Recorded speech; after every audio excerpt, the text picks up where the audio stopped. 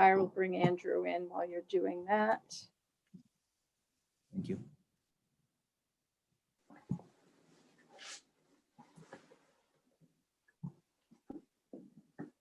There he is. Hello. Good Good evening. evening. Evening, Andrew. So we are good to go.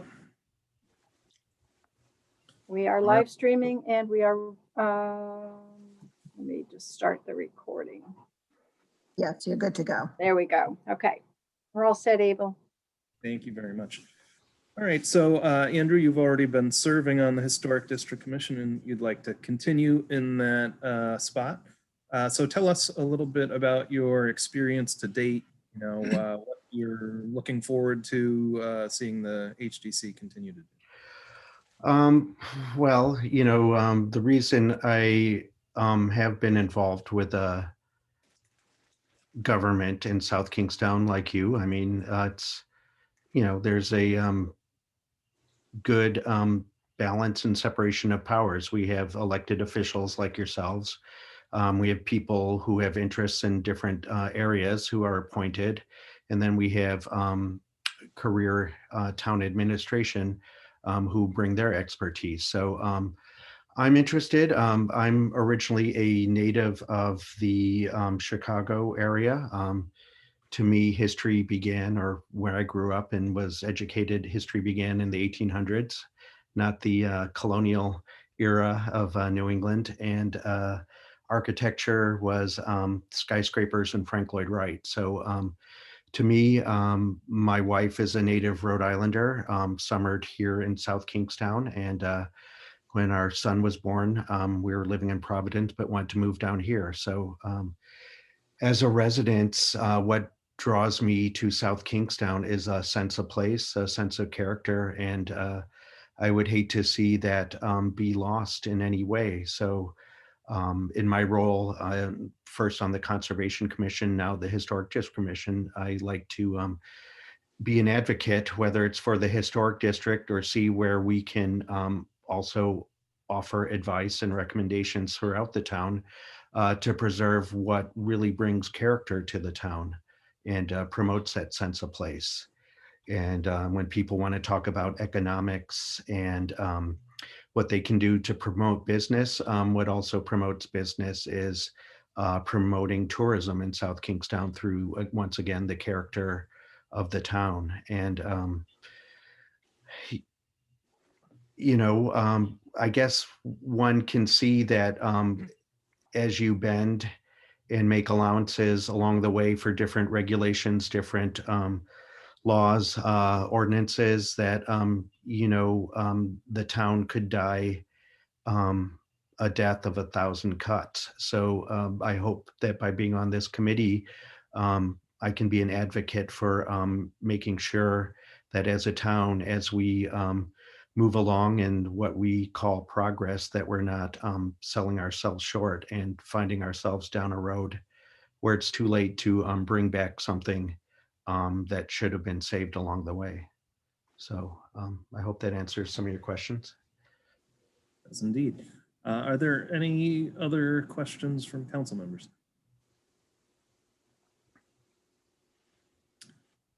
All right, seeing none, I want to thank you for your service till now. I know it's takes time out of everybody's busy schedules to serve on these commissions. So we will be letting you know shortly. All right. Thank you. Good night. And let's see, we also have Michael Joyce, who would like to be joining the Building Code, Minimum Housing Code Boards of Appeals. Did he confirm? Do we know? I just brought him in. Okay. Oh, there he is. Moose 6. If you would like to be seen by us, you can click that little video camera icon down in the lower left-hand corner. If you have a mouse or a mouse pad, you can go over there. Also, there's a little microphone icon, and you can click on that to unmute yourself, Michael. At the moment, you are muted, so we cannot hear you.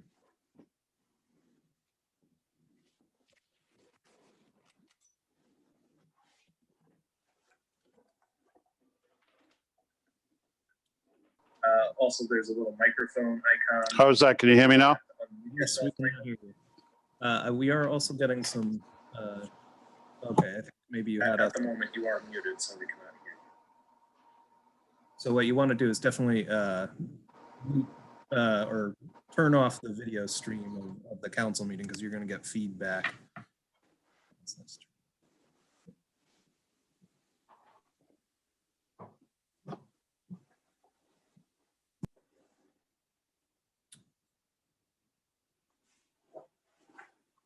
All right. And if you've done that, try unmuting yourself again, and we'll see if.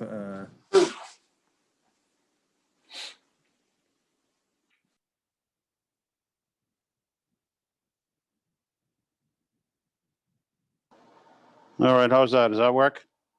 Perfect. Thank you very much. Okay. So thank you for volunteering your services here for the building codes and minimum housing code boards of appeal. What inspired, or you've been doing it for a couple of years already. What have you enjoyed about your time? What do you hope to continue seeing the boards do? Well, I've been on the board for about 7 years now. I don't know if you guys are familiar with Jeff O'Hara was the building official about 6 or 7 years ago, and he asked me to sit on it because he said he needs someone with common sense and no agenda. And I asked him to explain what the board was, and he told me, and he said there was, I believe it was 2 engineers, an architect, a builder, and either a member of the building inspector's office or the town or the general public. And he asked me to sit, and I did.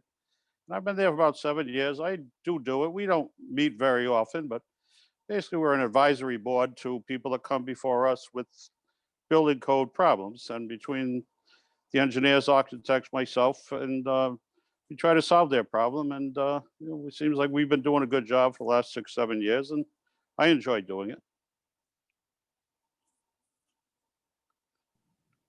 Very good. Like to hear that.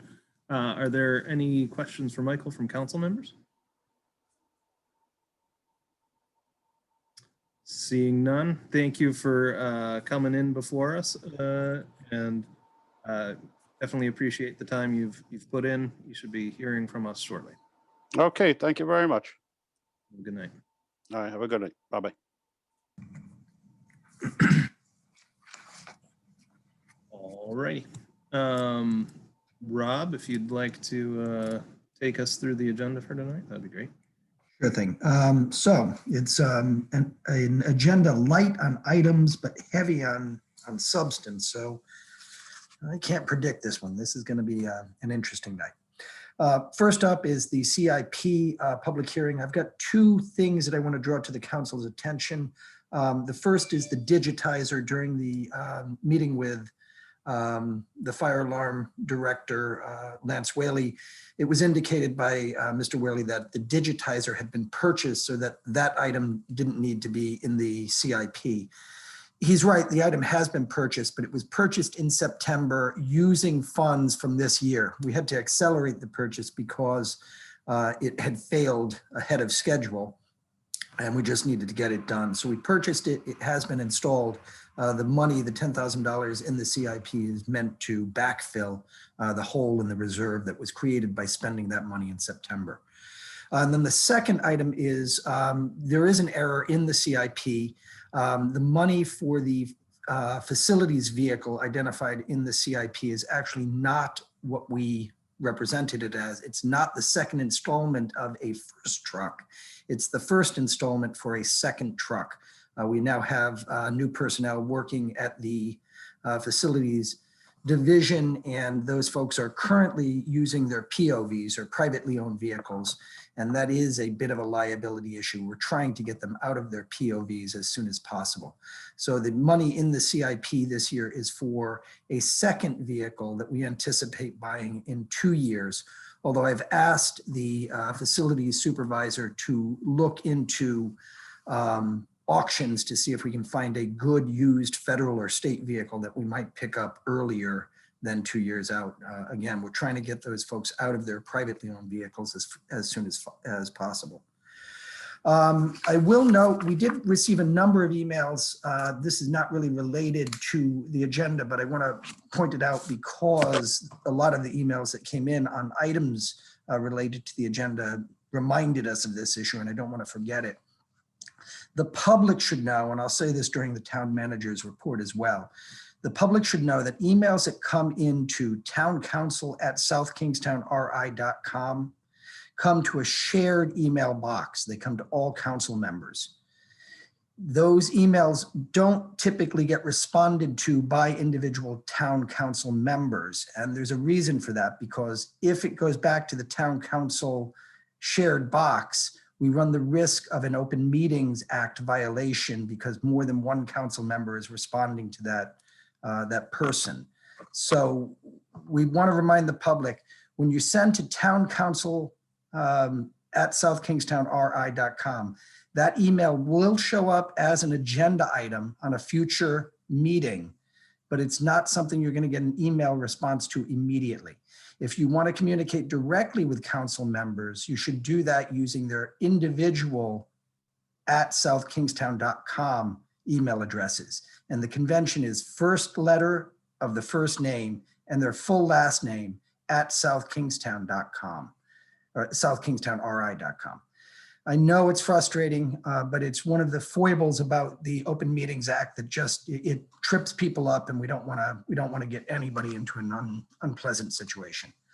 Moving back to the agenda, we have a correspondence from EPA. The thing that we're looking for from the council is a date on which the EPA can come, or a representative from the EPA can come to a council meeting and present an award for the wastewater treatment facility, which has been identified by the EPA as an extraordinary regional success story. So we're happy to have them offer to come down and present that award, and we're looking for a date from the council when they can do that. Excuse me, Rob, do you have a suggestion for that date? Any date the council would like. They didn't have any particular preference. Typically, this was something that the EPA in non-COVID times did in January, and they did it up in Boston. They're not going to be doing it this time.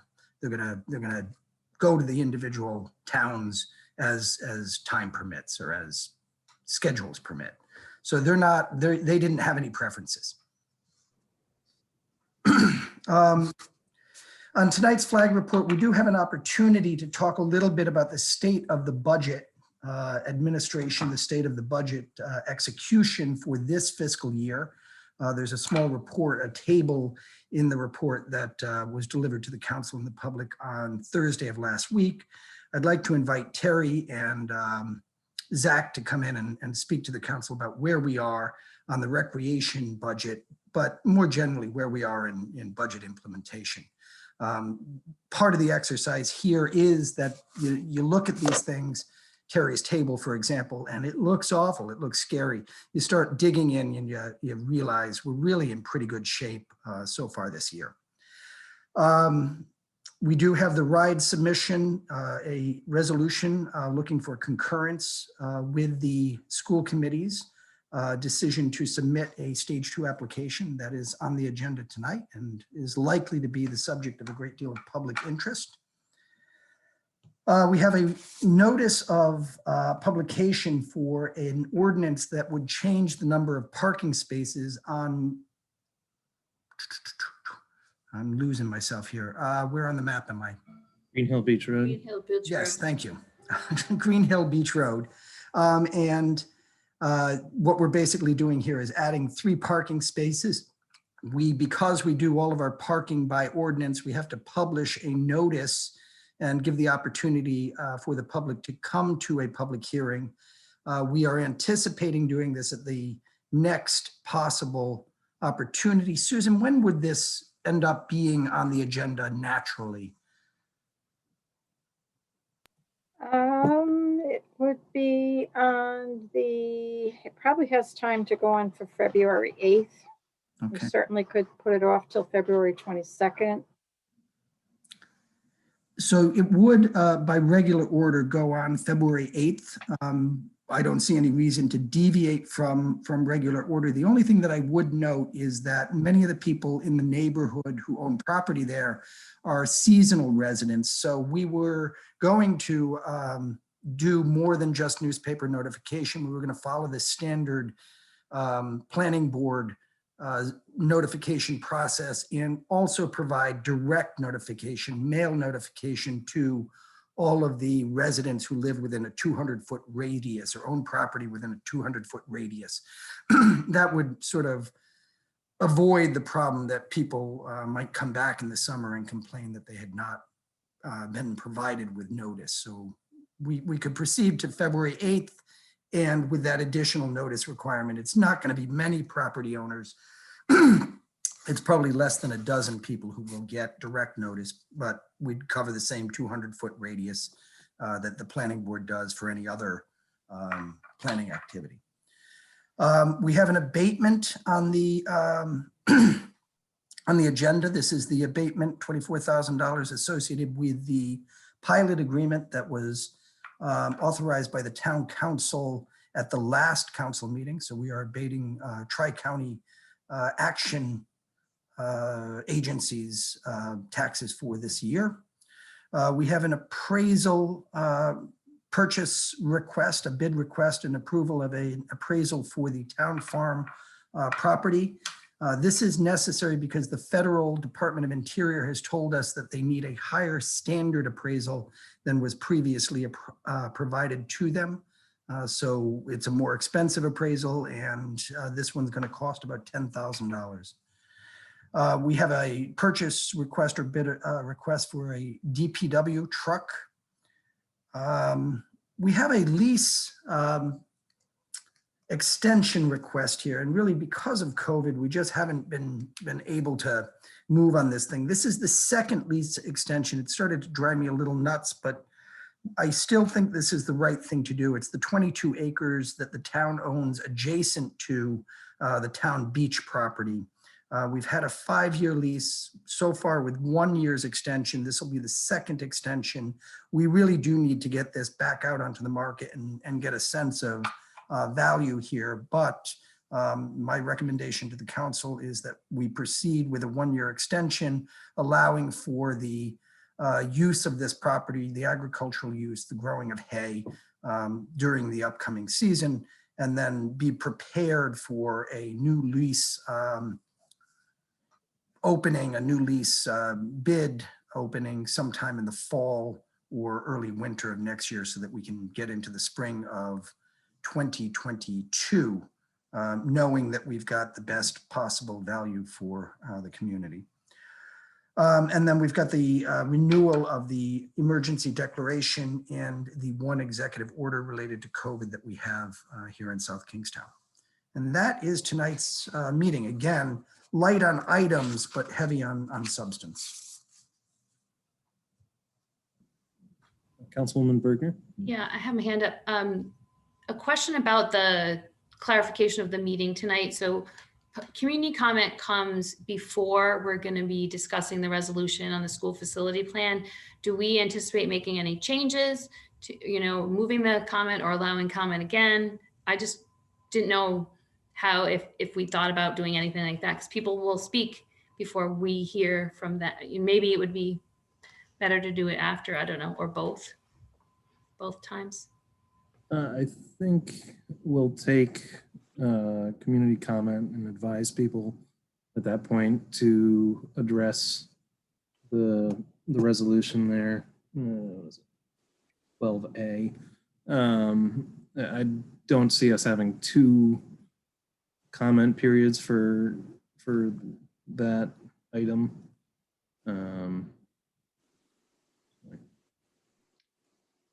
Abel, it's Mike Urso. I agree. I think what you ought to just say, if anyone has comment on 12A, to wait till we get to 12A, so you don't have 2 conversations.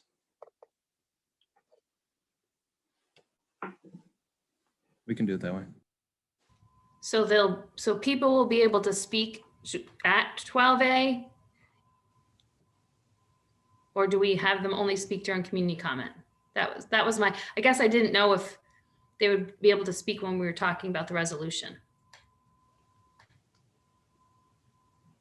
Well, I mean, typically with new business items, we don't have comment on the new business item. And we usually do advise people to make those comments during, you know, the general comments from interested citizens.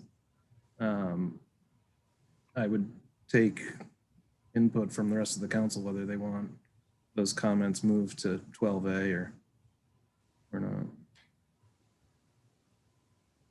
Rob, are we expecting a presentation on this? No, the council will not necessarily, unless the council has questions that you want to pose to staff. We won't have a presentation. You've received the presentations last Wednesday. So really, in theory, the only thing the resolution requires is a council motion, any amendments that the council might want to make, and a vote. Okay, then I'm okay, able, and doing it with comments from interested citizens, item 9. I would agree. I'd prefer to keep the comments from interested citizens in that comment period.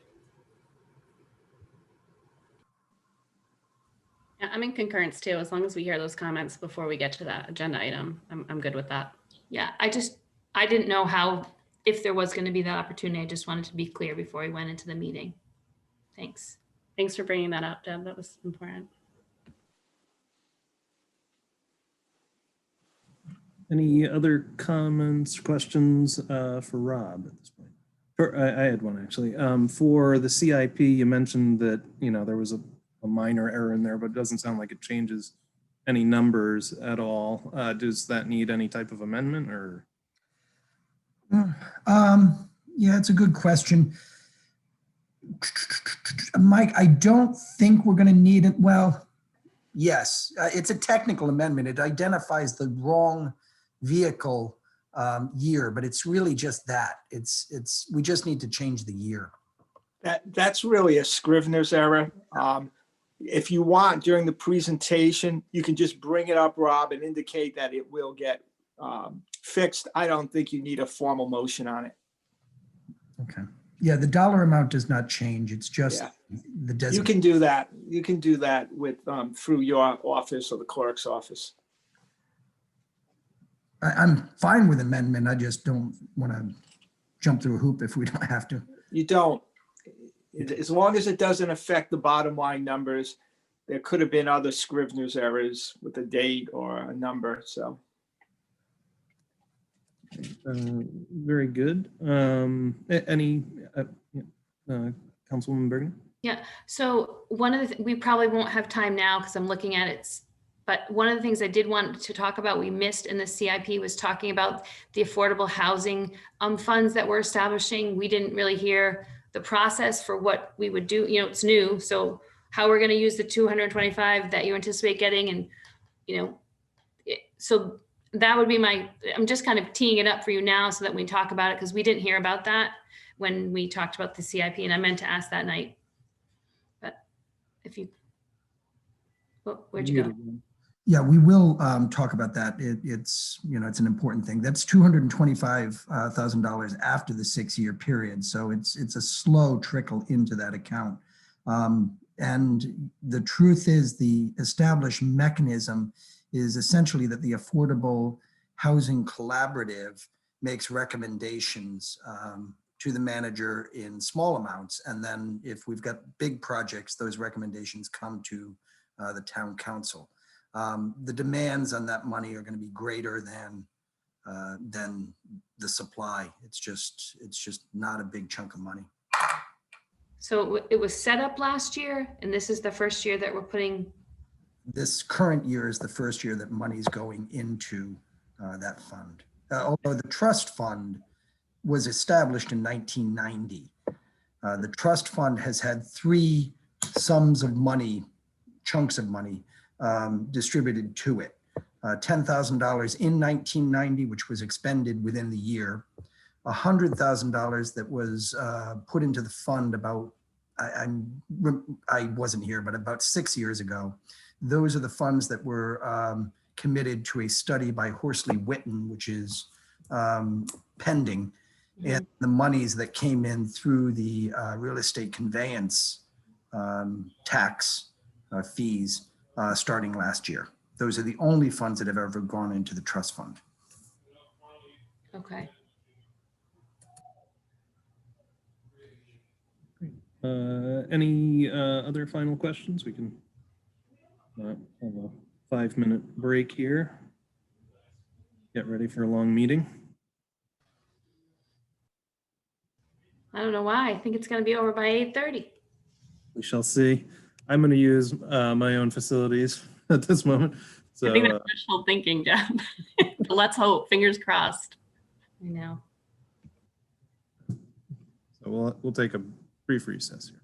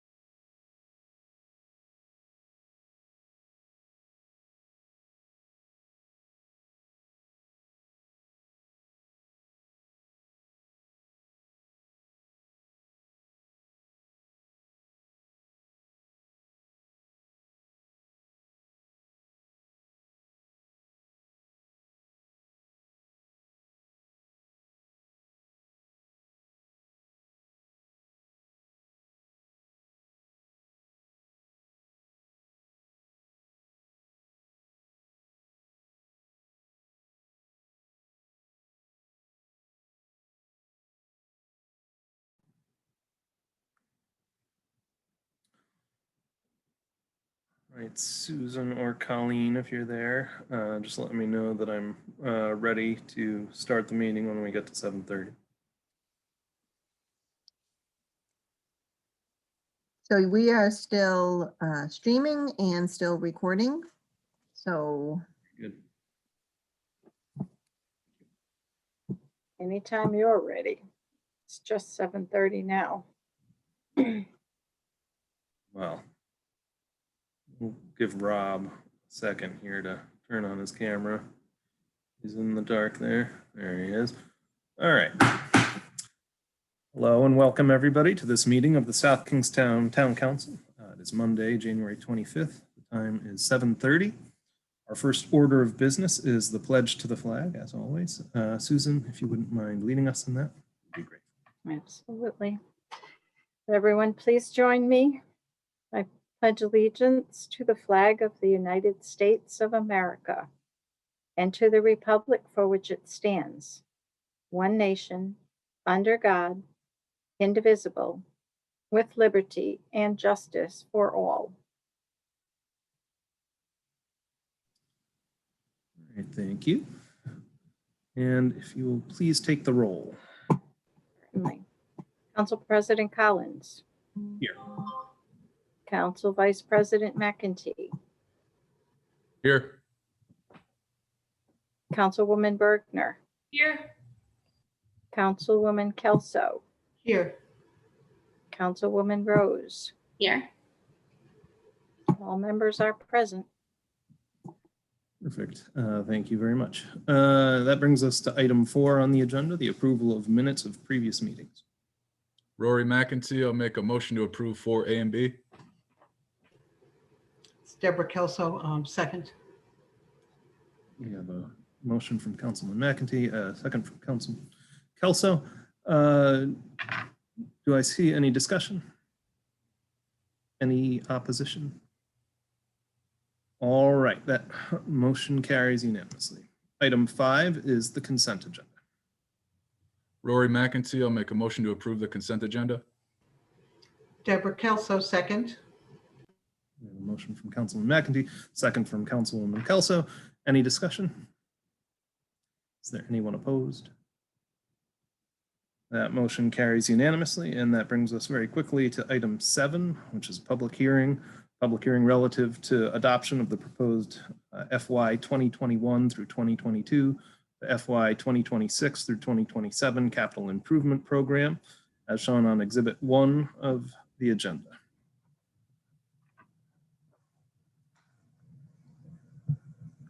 Rob, if you just sort of want to give us the rundown, the meetings we've had. Good. So I'm happy to run through a full presentation similar to the one that you saw the other night. I'm also happy to just answer any questions the council may have. The highlights of this CIP are that we're really pursuing a CIP that is lighter than those in the past, in part because COVID has impacted our use of equipment. We're not wearing out equipment the same way that we have been. We're also very sensitive to the fact that the community needs for us to be conservative in our approach to acquiring new equipment. So we're really not asking for anything more this year. And in fact, our request for both the capital budget and for the overall program is down over what it was last year. The only thing that has changed significantly, and to be honest with you, in gross terms, it's not even that significantly, is the long-term debt program, and particularly the program around the $85 million project for school facility improvement. And finally, it is worth noting that this year's CIP does not have to take into account a tax or a direct tax burden for several major projects, including the Matunic Beach Road seawall, the radio network, radio system, public safety radio network system project. These are big projects, but they will be taken care of because the citizens passed a bond referendum back in November. That $6.5 million bond referendum is currently being programmed. The monies from that referendum are being programmed and will start the work for the seawall, the boat launch at Marina Park, and the radio project, all just about the same time, we think, near the end of summer and late fall. So we've got some really big projects coming our way this year. And some of what we've built into the CIP in the interim reflects the fact that we're going to be busy. Our town engineer and town staff are going to be busy implementing large projects. So I want to thank the council for putting that bond referendum forward, and I want to thank the citizens. We're going to get some pretty important projects done, and we're going to be able to handle those effectively. And frankly, we're borrowing money right now at the lowest possible rates, or lowest rates we've seen in a long time. So we're in a a good position. Again, I'm happy to walk through the full presentation, which was presented on the 13th, but it may be more efficient for us to simply answer questions if that's how the council would like to proceed. All right. Well, are there any questions from council members? Does anybody feel a burning desire to watch the presentation again? Councilwoman Berger. I don't need to see the presentation again, but I did have a question. On Wednesday at the work session, you were talking about some of the aspects of the school facility project that weren't funded, one of which was the sewer, which was $350,000. And you had said that the town was going to take on that expense. I don't know if it was $350,000 or $555,000 total, but you had mentioned that. So how would that impact the CIP? So it may not impact the CIP at all. The $350,000 is an estimate that was produced by the town engineer, I want to say 2 years ago now, and is just that. It's a rough estimate based on linear feet and the cost of materials and labor for that type of construction. That work will not happen until 2023, 24. So it wouldn't be in the capital budget for this year. And in all likelihood will be paid for by balancing the school department's operational budget for that year. Well, technically, it will be money that will be spent through the Public Works Department. That makes the most sense. It is a public works project. Those monies are probably not going to have to come out of the capital improvement program. They are likely to come out of the school operating budget for that year.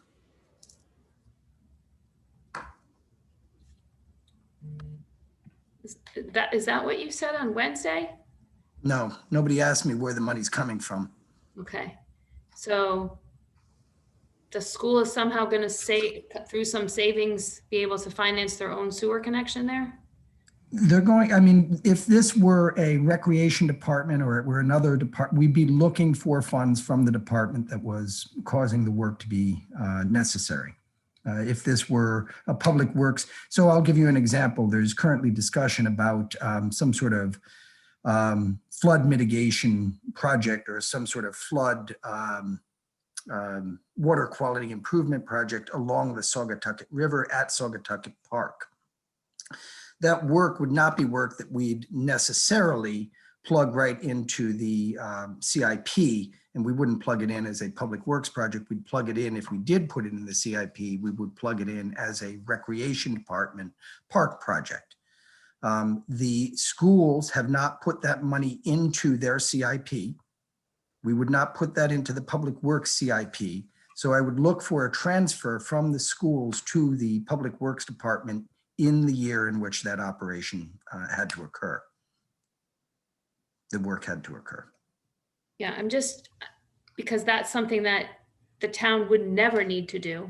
We wouldn't be doing that if we weren't doing that project. So what sort of guarantee would we have to say it's going to come out of the school side versus the town side? Well, we don't have a guarantee, I suppose, but what we do have is just the necessity of the funding needing to come somewhere. And if it's not in the Public Works Department and it's not in the school's CIP and therefore not rolled into our CIP, those funds would have to come from an operating budget. They'd have to come from the schools at that point. I think what I heard last week was that the savings, whatever anticipated savings they were going to use along the way was going to roll into improving the project. So, well, I mean, having a sewer connection, I would argue, improves the project. They need necessity, but yeah.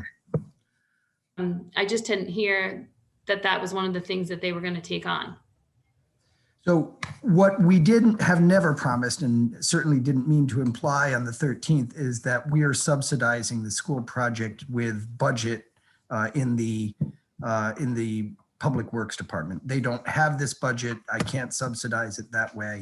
We'd have to look, again, since it has not been put in their CIP, And since it's not in anyone else's CIP and really doesn't belong in anyone else's CIP, because the connection is actually happening on the property that the school has custody and control over, that project would have to come out of the operating budget for that year. Now, if they come back and decide that they're going to use capital project funds that they have, even if they're not going to be reimbursed, they can do that as well. So if they have a CIP fund that they're building, and that is part of their plan, is to build up a capital improvement plan and program and capital budget of their own, so that their monies aren't all coming out of their operating budget. That has been their practice in the past. The school department has not maintained a capital reserve account. Every dollar of capital improvement that the schools have done has come out of their operating budgets on an annual basis. When they give us a capital budget, it hasn't meant anything other than, you've asked us for one, here it is. Their money goes over with no capital color, if you will. People in Washington love to talk about the color of money. There's no, blue money for capital and green money for operating in the schools. Historically, they've received, $54 million, and if the $54 million covers $1 million worth of capital projects, that's great. If it doesn't, it goes right into whatever other need they have had historically. So they are now moving toward a capital budget model, basically mirroring what the municipality does, which is a good thing. If they get that up and running and they identify funds that can be used to capitalize that, and they want to draw from that, that's perfectly appropriate as well.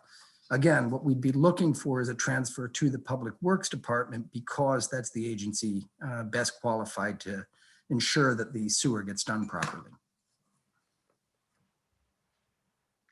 I'm just going to note that the theme has been that they're going to find a lot of savings and fund all these other things. And this is just one more element to add into that bucket list of wish list items, must-dos or whatever that need to get done. Just was curious, if all goes this way, then it's just additional money that needs to be found to fund the project, right?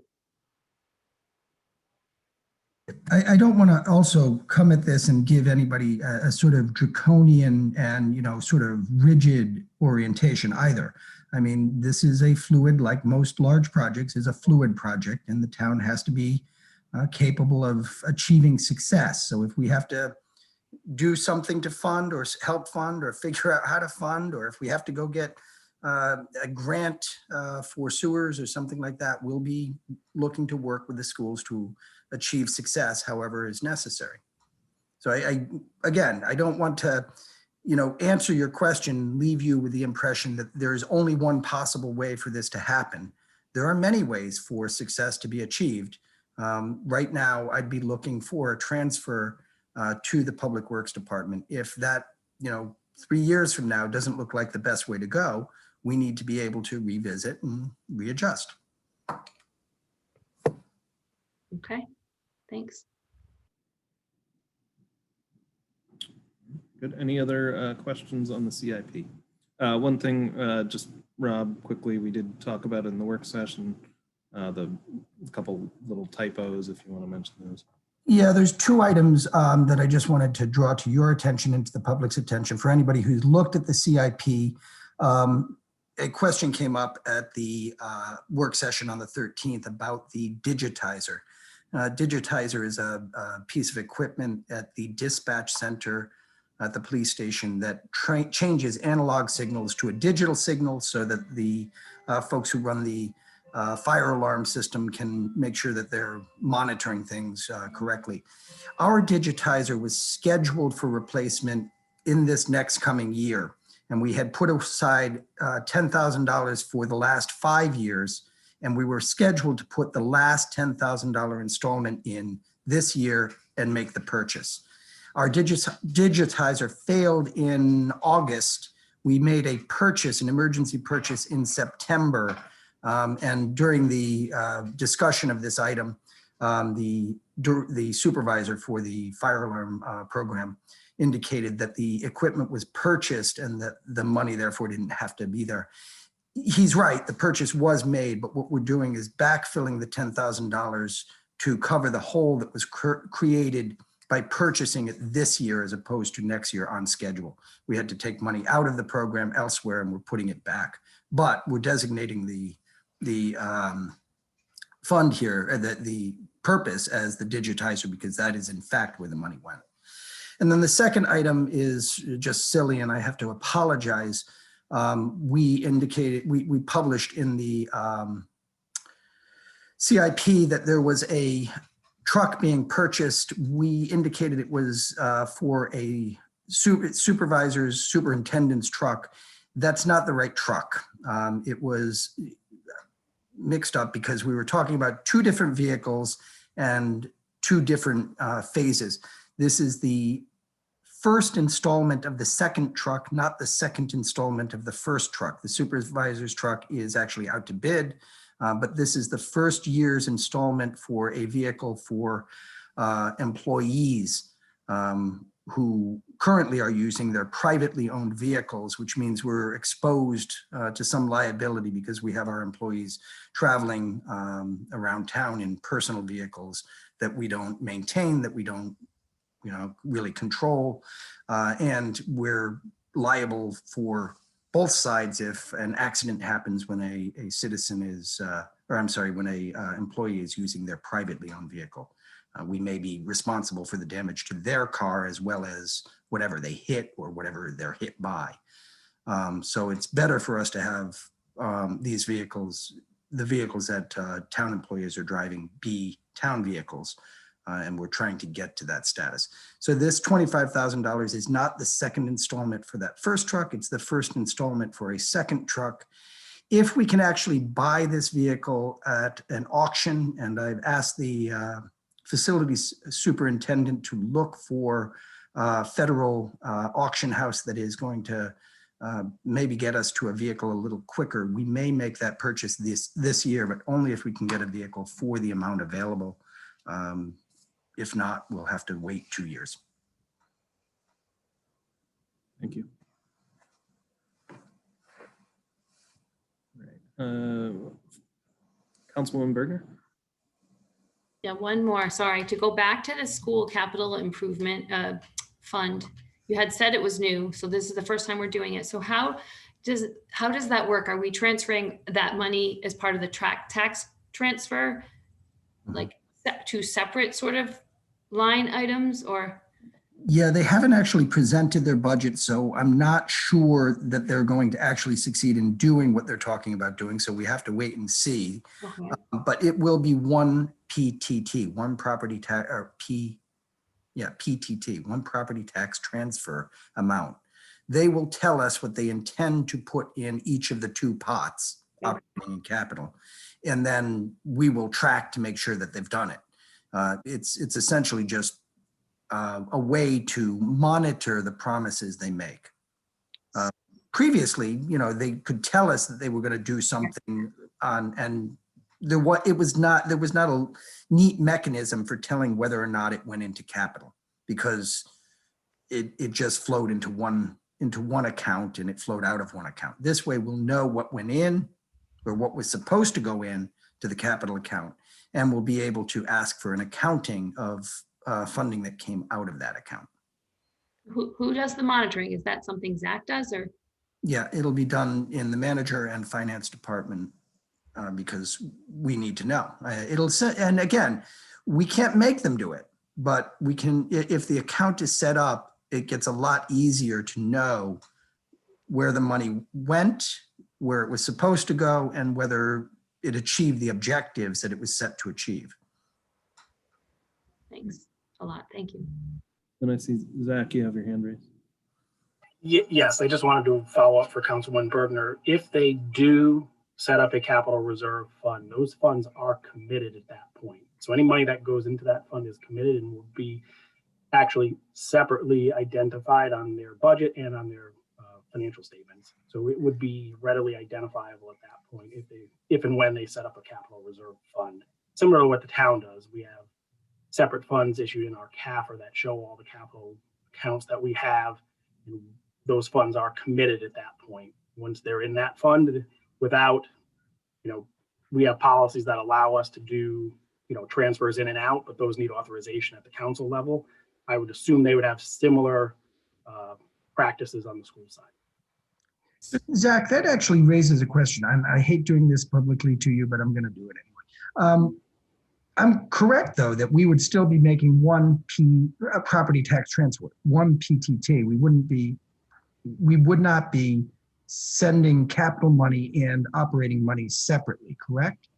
I believe so. That would be correct. They would ask for one appropriation from the town, but their budget would reflect multiple funds. So they would have a capital fund and they would have an operating budget. And then they would identify how they would be funding their, budget, because they would use, obviously, the property tax transfer would be a significant portion of their budget to fund their budget. They would then take that, and the school committee, I would assume, would make the decision. Right. And then ultimately you could, as the council, could then question that too when it, when the whole budget process happened. Right. That is correct. There would be one property tax transfer over. They would identify how they will budget their funds and how they will use that. Right. So I'm going to use a hypothetical then, Devin. I'm sorry, I hate to do this, but let's say we transferred $100 and they had told the council that they were going to put 5 of those dollars into their capital account. You'd make your transfer under that understanding. Once it's there, they could change things up as they have historically, as they have in the past. But once the money goes into the $5 goes into the capital account, it is restricted.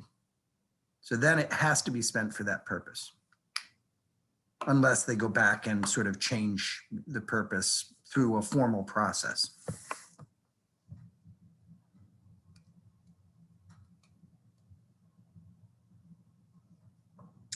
So in the past, when you just transferred the money over and they'd say it was for capital, but we needed to buy whatever, or fund a position or do something, whatever example we had last time, we didn't have any sort of controls to say you can't spend your money this way. And so now you're telling me that we're going to have these 2 different buckets, so to speak, and we'll be able to have better monitoring, or?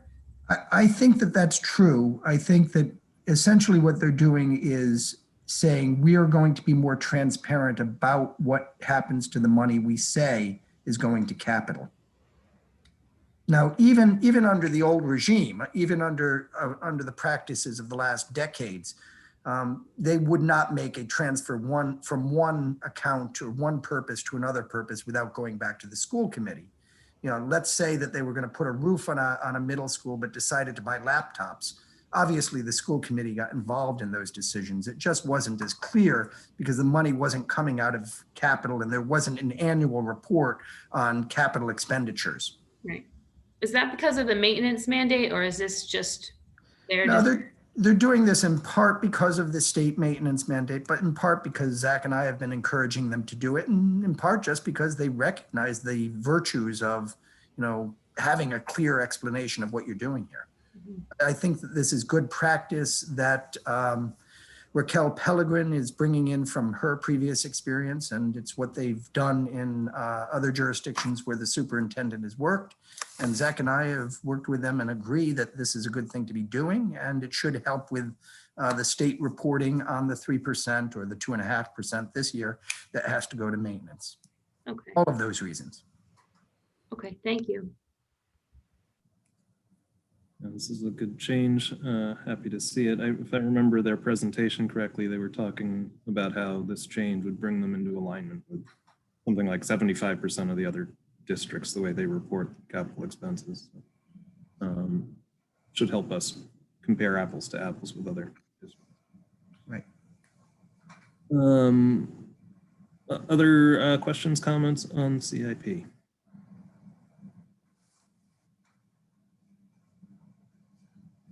All right, seeing none, let's open it up to public comment. This is a public hearing relative to the CIP. So please restrain your comments to that topic. There will be time later in the meeting to discuss the facilities plan itself. All right, up first, I see Daniel Northup.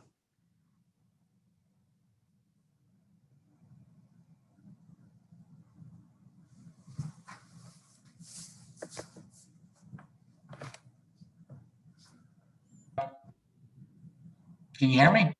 Yes, we can. Good evening, all, and thank you, ladies and gentlemen, council, and general public. Stand by. I have to click something here for Zoom. I just want to appreciate, you're going to discuss taking the vote to submit stage 2 tonight. There's a lot of opposition. There's a lot of favoritism also. There's also a lot, well, I won't say decades, but, many years of work that's been involved, and there's been some decisions and some reverse decisions. Things that get lost in the reverse decisions, in fact, are, additions to 3 other elementary schools, plus the middle school at Broad Rock, as well as the high school. So now you're talking about 5 different construction projects to manage. I think what the previous school committee came up with in regards to in 2018 going forward better suits every individual student that's going to experience the high school. And that's where our loss is in regards to the ability for parents to take their children out of the school system and send them to perhaps Cheraho or Narragansett or North Kingston. So best case scenario, we have to do something. We stand to lose so much more without doing anything, or a non-submission, if you will. That stage 3 is going to bring a lot to attrition, and there's going to be a lot of aspects and plenty of opportunity for input. And I think the opposition needs to maybe poise for a minute and, listen to reason, because, there's a lot of speculation in regards to, we should have never built Broad Rock. Yeah, okay. I've been a resident of the town of South Kingston all my life. I've been a homeowner for almost 30 years. I'm an active member of the Union Fire District to help keep taxes low for all.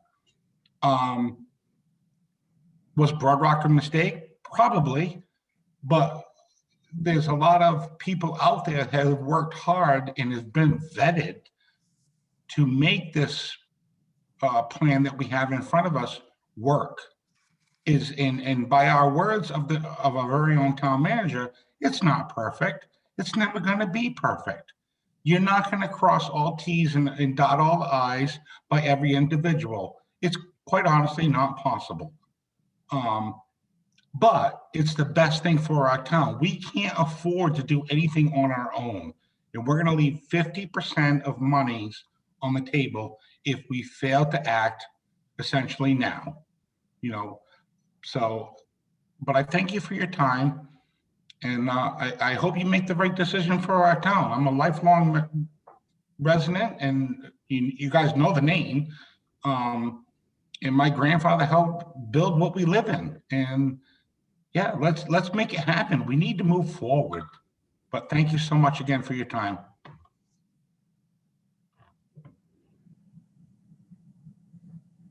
Thank you, Dan. I appreciate those comments. They were very much oriented towards the facilities decision, which is a separate agenda item tonight, and we're going to ask for people to reserve comments for that to item 9, comments from interested citizens. Councilwoman Kelso, you have a question or a comment? I just have a comment. It might behoove us tonight to go through our council rules on public comment, time-wise, and also I think this is a public hearing on the CIP right now, and we should limit it to that, Mr. President. Yes, indeed. The time limit for public comment is 5 minutes in South Kingston, just for everybody's reference. Jennifer Kruger, I see your hand raised. You are next. Again, this is a public hearing on the capital improvement program.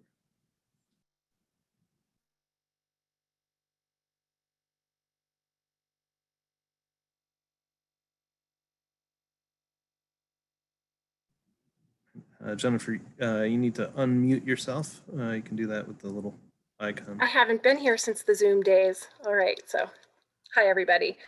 My name's Jen Kruger, and I'm a resident of South Kingstown, a member of the Affordable Housing Collaborative, and a human services professional at the local nonprofit, the Johnny Cake Center for Hope. I wanted to talk tonight about the capital improvement program budget, particularly the funding of the Affordable Housing Trust Fund. I read through the budget message, and there's an excellent description in section 2-4 talking about sort of how we've come to have quite a bit of our land preserved, and how that has created also some pressure in terms of not having a lot of available space for making more housing and commercial development. So I'm sure you guys have all read that already, so I'm not going to read the whole thing.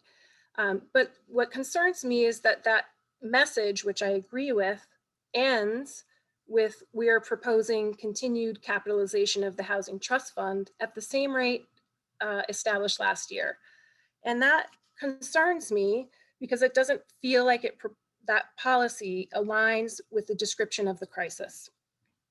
The CIP budget proposes continued funding of open space at the same rate established last year at $225,000 over 5 years, and includes the addition of a village trust fund, adding another $60,000. In addition, the overarching leisure services program, which includes the affordable housing, open space, village trust funds, and many other improvement projects, funds $3 million in capital improvement projects. And some of those, like the neighborhood guild renovation in the same section, are 5 times the allocation that we're doing for affordable housing preservation and production. So I have this question, and I don't really understand. Who are we preserving the leisure services, the hiking trails, the village bike paths for? And when we know that the magnitude of the housing crisis, and we've known for years that it's so serious, we're making budget policy that funds services and simultaneously displaces community members. The Affordable Housing Trust Fund needs to be a greater priority in the capital improvement budget. The families that are being displaced by the town not acting on this issue are South Kingstown's healthcare workers, their teachers, their firefighters, their retail associates, all the workers that keep our tourism sector alive. Many are also the families that could keep our school population stable or maybe even growing. The town priorities of past town councils and town managers prioritized open space and senior housing. At the beginning of that journey, the decision made sense, but the town did not respond to changing demographics in a timely manner. As a result, the pendulum swing has brought us far out of balance, a place where we can envision the frightening possibility of a hollowed out town made up mostly of seasonal and second home owners. It's time to acknowledge that the open space goals of the town have been successfully completed, and that other nonprofit organizations are well positioned to preserve and maintain this open space without the funding of the town. In fact, the South Kingstown Land Trust recently achieved its $1 million capital campaign goal in addition to their regular annual fundraising. They have planned well for this eventuality. I'm grateful for these open spaces and the work of all the entities that made it possible. Now, the town needs to pivot to the urgent needs of its residents, especially the roofs over their heads. The obvious first step to me is to reallocate the open space program funds to the Affordable Housing Trust Fund. There are many budget neutral affordable housing policy recommendations underway, but sometimes seed money is needed, and the town must be ready when opportunities arise to act swiftly to preserve and create more housing for low and moderate income families. We must show the same vigor and commitment to restoring housing affordability that we have to preserving other aspects of town character. In closing, I will say what I said several years ago at the podium. The housing crisis is a root cause of the school crisis.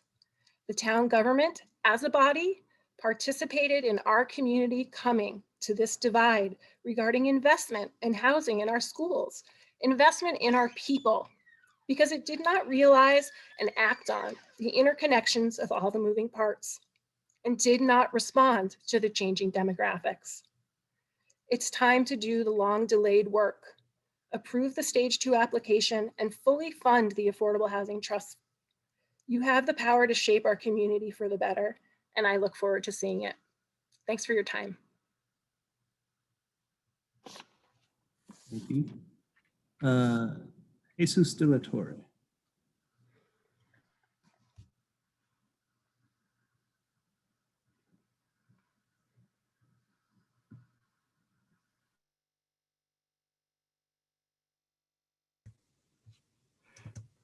Hello, my name is Jesus de la Torre. Thank you very much for giving me the opportunity to talk tonight. I am a teacher in South Kingstown, and I'm a member of TASC as well. I want to congratulate Ms. Kruger for having eloquently talked about budget. I want to talk about housing as well, and how it affects the vitality of our community. We need to attract more young families is what I want to get to. I'm a teacher, so I know that a teacher with 5 years of experience earns about $58,000 a year. That's about half the salary needed to afford the average house in South Kingstown. The salary needed for that is $107,000. So 5 years of experience, that's a young person. Young families are simply being excluded from moving to South Kingstown, and that has an impact on the community. These young families are the canaries in the coal mine, if you will, and we're hearing less and less of their songs around here. Here's how it's happening. Student enrollment in South Kingstown is declining. Last year, for example, there were so few kindergartners enrolled at one school that a kindergarten class had to be dissolved. Fortunately for that teacher, she was able to get a transfer, but across the board, kindergarten classes are getting smaller and smaller. The majority of South Kingstown kinder classes have less than 20 students. At my school, Peacedale, 2 of the 4 classes, kinder classes, have only 11 students each. With less families that are young able to move in, we are already seeing the impact on our schools. And soon we're going to see that impact on our grocery stores and our businesses, big and small. If we are not able to attract more young families, our community will simply die off. By building more affordable housing, not just writing reports about affordable housing, we can attract more young families and ensure the vibrancy of this community. And I think that's a tune that we all would like to hear. Thank you very much for your time. Thank you. Phil Eden.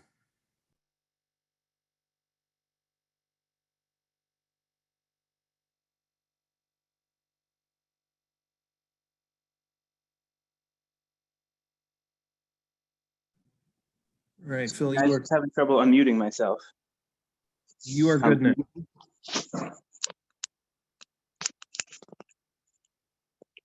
Can you guys hear me? Sorry. Okay. My name's Phil Eden. I live in South Kingstown, and I'm also a member of TASC, and I wanted to talk today about housing. SK is a really great place to live. I went out of state for college, and when I talked to my college friends, a lot of them moved to big cities after graduation. Not many of them moved back to their hometowns, but SK isn't like that. My high school friends, they stuck around, or when they finished college or the military, they moved back here. They want to raise their families here. And a lot of us have not been able to afford homes. Some of us have. My wife and I got really lucky. We bought a house right on 108, a 1,500 square foot house, like 20 feet from 108. And it needed a ton of work. I'm actually working on it right now. I don't know if you can see the construction behind me, but that's what we could afford. And that was back in 2018. We couldn't afford this house today. The median home in South Kingstown sold for $367,000 in 2019, and it's definitely more than that with the COVID-inspired housing boom. So a lot of my friends can't afford to own here. They, if they wanted to own their own home, they had to move up to West Warwick or North Providence. And if they want to stay in SK, they're renting or they're moved back in with their parents. If we don't act, my friends aren't going to be able to raise their own families here. They're not going to be able to afford to stay in SK. The house we live in right now is really great for us. There's two of us and a third on the way. It's a perfect house for a small family, but we always have talked about and dreamed about being a foster family and to provide a home for kids in need in the community. We're not going to be able to do that in this house. It's too small. And if nothing changes, we're not going to be able to afford to do that in South Kingstown. So, you know, South Kingstown is a great place, and being a nice place comes with a choice. If we stay on this path, if we give in to NIMBYism and skepticism, SK is just going to become a tourist town and a retirement community. So I want to echo what Jennifer and Jesus said. We need to chart a new course. We need to get past our 10% affordable housing goal. We need to surpass that and build more affordable housing so South Kingstown can stay an affordable, vibrant community where working people, white, black, and brown, can grow and learn, live and work, raise their families, and retire. And to do that, we really need the council to prioritize investments in affordable housing and to take bold action to keep SK the great place that it is. Thank you. Thank you, Phil, and congratulations. And we have Mwangi Gatahi.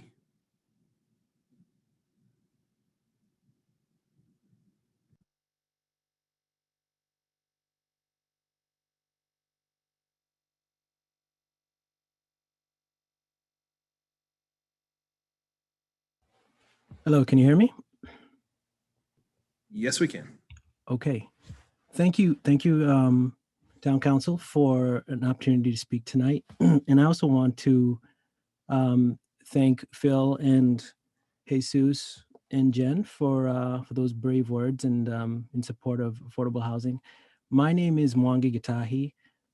My family and I are longtime residents of South Kingstown, and I'm a graduate of South Kingstown High School.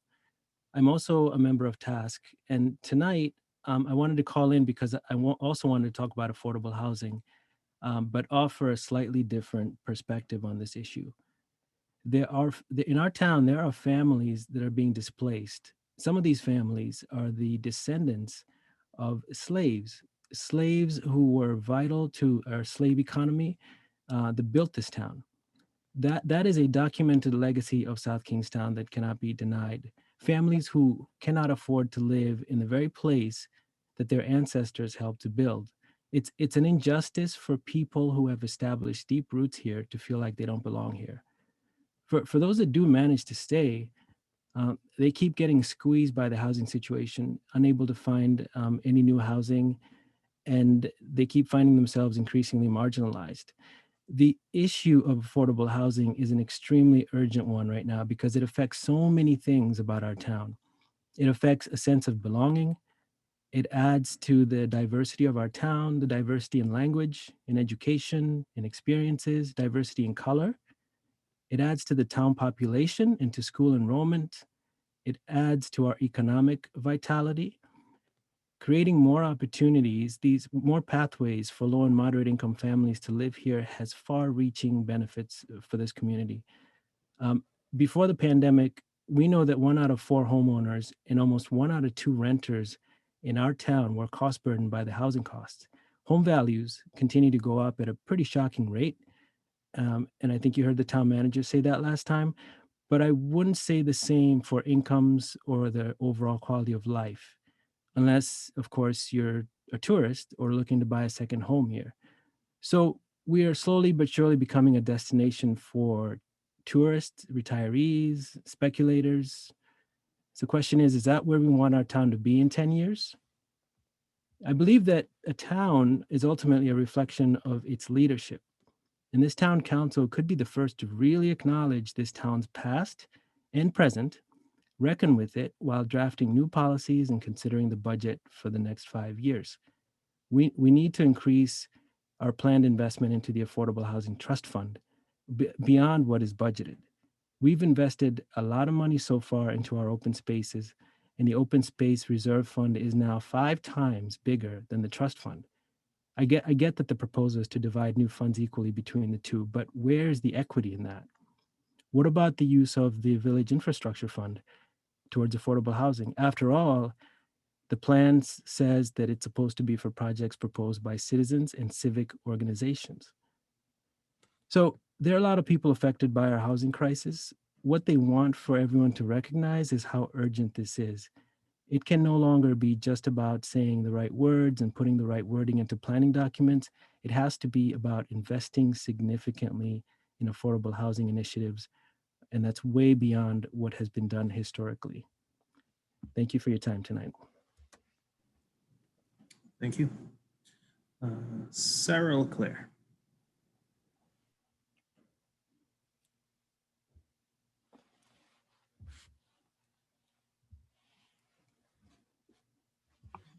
Hello, can you hear me? Yes, we can. Great. All right. Thank you.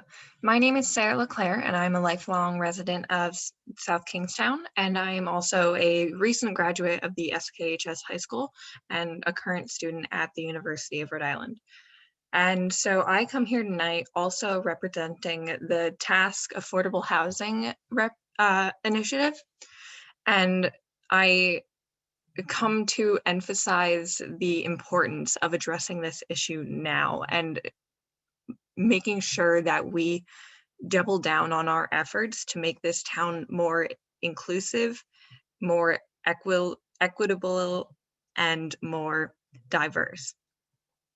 So between the years of 2005 and 2019, our town only built 29 affordable family units that have 2 to 4 bedrooms and are sustainable for our large to small family unit. And we're right now only at 5.63% of our affordable housing aim, with a shortfall of over 400 units. And even though the aim is only to be at 10% of the affordable housing stock possible, we need to exceed that because we need to provide affordable housing for everyone in this community. If we cannot allow people who have lived here to continue living here and sustaining their lives, then we are not allowing for an equitable community that is open and diverse and allowing everyone to live here who chooses to. Our biggest need is full-size family housing, whether it's rental or ownership, and we need to dedicate ourselves as a community and as a town council to this issue, because if we do not, then I think we can all recognize that this issue affects mainly people of color and Black individuals in this community. So if we are really dedicated to the anti-racism efforts that we say we are, and in order to further the Black Lives Matter movement in our own community, then we will address the affordable housing unit, because not everyone can stay home during a pandemic if they don't have a home. I thank you for your time, and I greatly urge you to support all of the affordable housing initiatives proposed by the earlier speakers. And I thank you so much for your time. Thank you. And Taylor Ellis.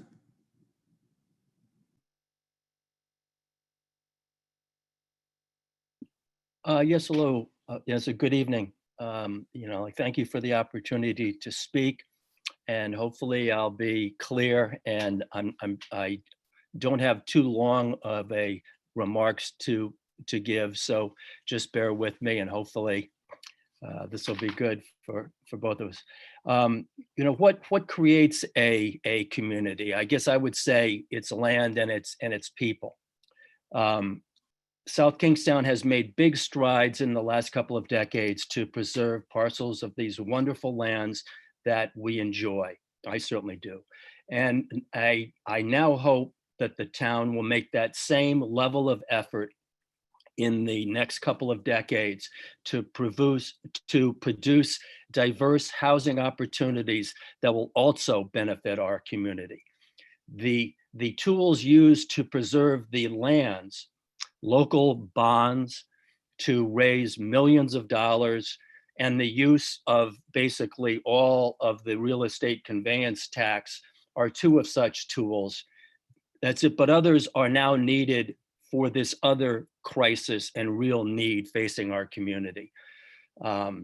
to create a community where let's say housing is affordable to the people who work here, we will need zoning and new zoning regulations that will allow much higher density for affordable housing, both rental and homeownership, condo and co-op. The added density will help reduce the impact of land costs and make developments financially feasible. And that has to be figured out, and it has to be figured out ASAP.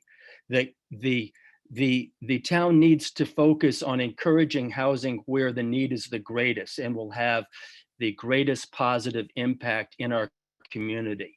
And I think that is really aiming it at the people and their incomes who work here. I think town employees average in the 50,000, maybe mid 50,000 range. URI employees, I think, are in the mid to low $60,000 range. These are levels much lower than the resident median income and way lower than the income needed to purchase housing. So it needs to be aimed at the people who work here so they can be not just driving in and out, but living and working here. I think those are the kind of, it's the communities that we all want, and I think, that's where, like what it was more 40, 50 years ago, and things have really changed. And we also need to have different kinds of housing, but we do have to really target families and give them the size housing that they need, 2 to 4 bedrooms. I think that's it. To this date so far, almost all of the affordable housing that has been produced or is in the town is either group home beds or like apartments for the elderly. And then there's also many wonderful opportunities through our, it's a housing authority. But besides that, there's been almost no development of family housing for families in this town. And that's to me, all of those other needs are so needed for the special populations, the elderly.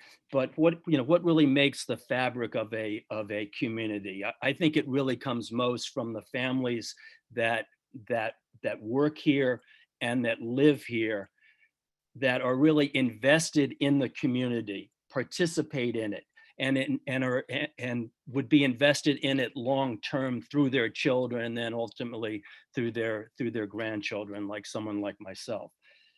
Without that, the town ages, it gentrifies, seasonal housing expands. We're going to hire more workers that will come from the urban core to provide the services that we need, and then drive back. And that's not the kind of community I think any of us want. So let's fund the South Kingstown Affordable Housing Trust Fund with a full amount of that real estate conveyance tax. So let's also commit to that long term. Let's also consider local affordable housing bonds.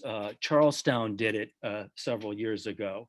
And let's make those changes in zoning that will give us the ability to really provide well-designed housing that can really serve the incomes of people who are working here.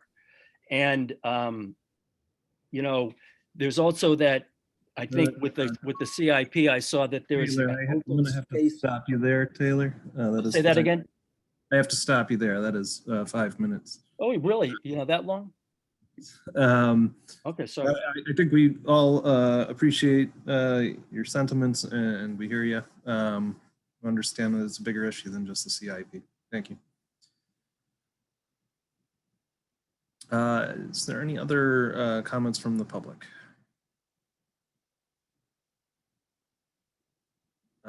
Doral Beasley. This is, again, just regarding the CIP.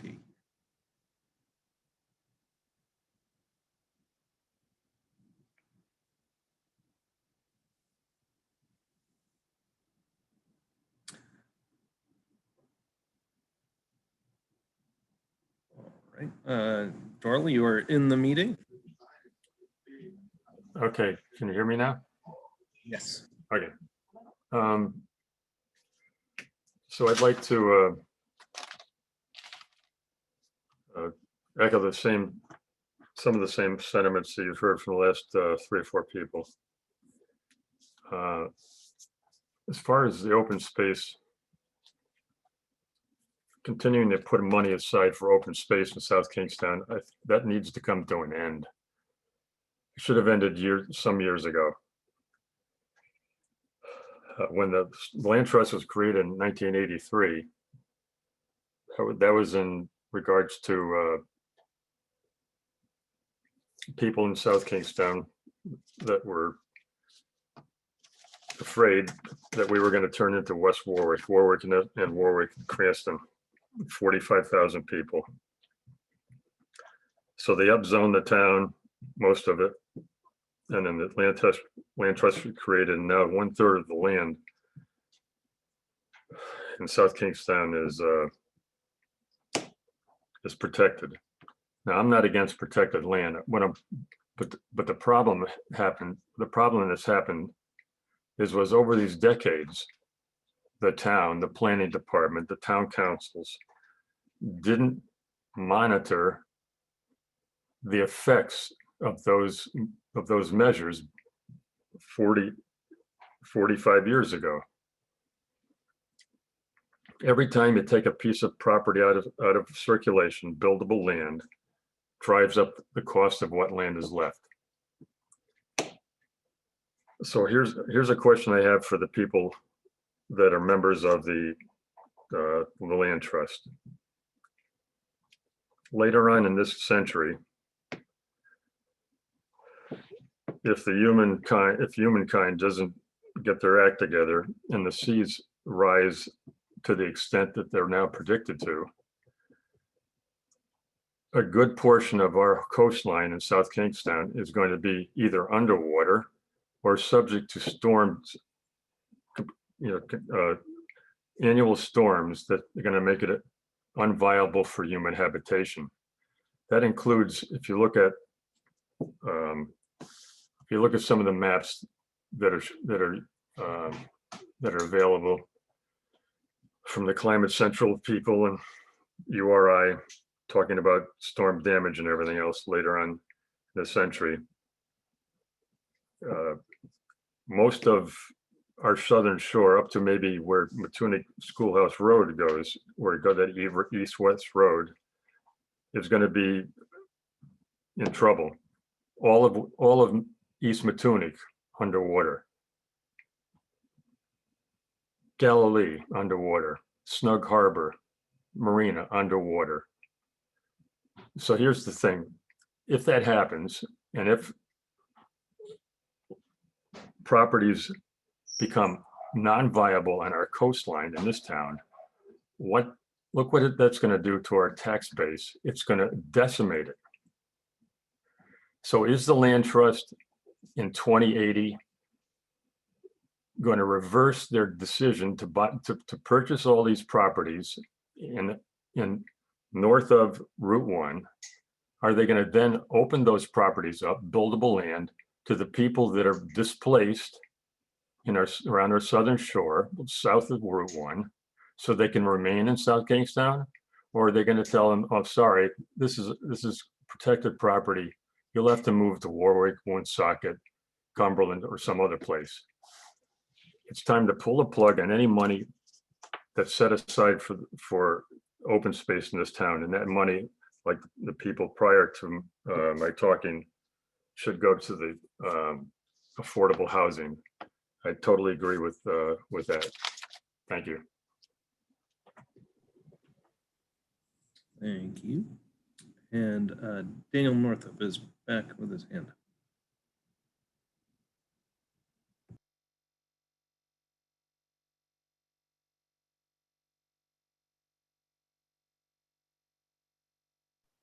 Can you hear me? We can hear you. Yeah, sorry. I'm sorry to waste the time previous. I happened to step away and I'm traveling for work, so I'm not in state. And my apologies. My subject matter was not applicable to what you're speaking of. I stand behind what I said. However, I look forward to the opportunity, if you would, to invite me into the subject matter that I was referring to. I appreciate that. Thank you so much. Thank you.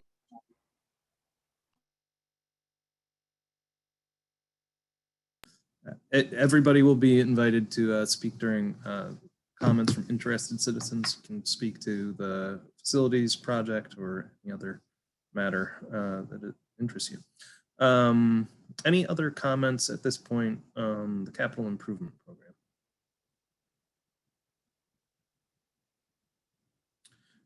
And I would note that I think those are very important comments regarding affordable housing. Clearly, it's a crisis, not just in South Kingstown, but statewide and really around the country. And we will be having a whole work session upcoming in a couple weeks to focus on it, which will hopefully inform our programmatic budgeting process that's going to occur over the next couple of months. We have goals and objectives work session coming up where I think that will also be a hot topic. So I encourage everybody watching tonight who wants us to be focusing more on this issue to come and learn with us what we've been up to and what we can achieve together. We can address the degree to which the real estate conveyance tax is bifurcated through the programmatic budgeting process. It's not really cornerstone or set in stone that we're doing that with the capital improvement program. The capital improvement program, in my opinion, is generally reserved for big capital projects, right? So that's mainly what we've been talking about with this CIP discussion up to this point. Like for instance, we would never discuss open space land acquisition or the open space acquisition fund in the capital improvement program portion of the budgeting. So this is a great discussion for us to be really keeping in mind as we move towards our operating budget. And Councilwoman Bergner, you had a comment? You actually started to cover what I wanted to mention to everyone who spoke. So we have a couple of those meetings that I just wanted to make sure everyone knew the dates of. Susan, do you have the list of when we're meeting with the planning board and the Affordable Housing Committee Collaborative? It's next week, right? The 3rd. That's scheduled for next Wednesday, February 3rd at 7 o'clock. Right. I just want to say next Wednesday at 7 o'clock for all the task people. You might not be on the Affordable Housing Collaborative, but you can certainly join. Anyone else who's interested, I know that meeting we'll talk about some of those things because I think there's a lot of energy to bring some things forward. And then when is the goals and objectives? That's on Monday night, February 1st, Okay. 7 o'clock as well. Perfect. Because there's just 65 people, so there's already a lot of people here. I just want to try to get the word out and be real specific. They're really next week. Thanks. A week from tonight and then next Wednesday. All right. If I see no more comments on the CIP, do I hear a motion to close the public hearing? Deborah Kelso, motion to close the public hearing. Rory McEntee, second. A motion from Councilman Kelso, second from Councilman McEntee. Do I hear any further discussion? Is there anyone opposed? That motion carries unanimously. And do I hear a motion on 7A? Rory McEntee, I'll make a motion to approve 7A. Deborah Kelso, I'll second. Motion from Councilman McEntee, a second from Councilwoman Kelso. Discussion on this CIP.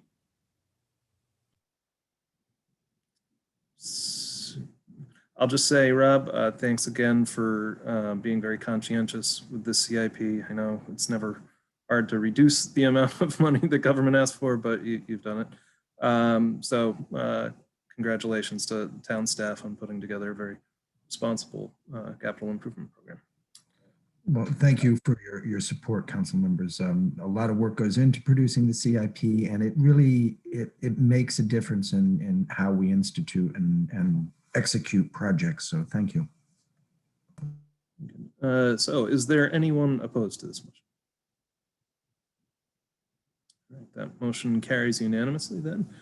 And that will bring us to item 8 on the agenda. Item 8A, communications, is a letter dated January 8th, 2021 from Justin Pimper of the EPA Regional Pretreatment Coordinator Municipal Assistance Unit, advising that the South Kingstown Regional Wastewater Treatment Facility has been awarded a 2020 Regional EPA Wastewater Treatment Plant Operation and Maintenance Excellence Award, not the first, I might add, and offering a virtual public presentation of the award. We've received that, placed it on file. Basically, we need to find a time to make this presentation happen. So this is Councilwoman Kelso. I would just like to make a motion that we leave the date to town staff to work out with the EPA presenters, and they'll let us know when that is happening. Would the council prefer a regular, you would prefer, I assume, a regular council meeting night? I would prefer a regular council meeting night, but perhaps we could start at 6:30 to give enough time for the award. They could even do the award at 6:30. Seems like a good proposal. Do I hear a second? Rory McEntee, I'll second that. Motion, Councilwoman Kelso, a second from Councilman McEntee. Any further discussion about, recommendations for timing? Staff. All right, is there anyone opposed? All right, very good. That motion carries unanimously. That brings us to item 9, comments from interested citizens. So a lot of people watching tonight. I will be diligent about the 5-minute time limit tonight. So please, keep your comments concise. You are welcome to discuss any matter, but the hot topic tonight is, of course, going to be the facilities project, which is coming up under new business item 12A. Have at it. I will call in order that people raise their hands. And if you are on your phone and you would like to raise your hand, you've got to hit *9 and then *6 to unmute yourself.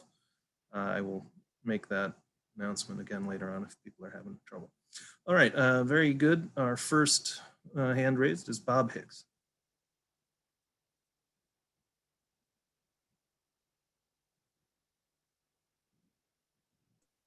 Hello, thank you. Bob Hicks here from Abbey Road. I would ask that the council authorize.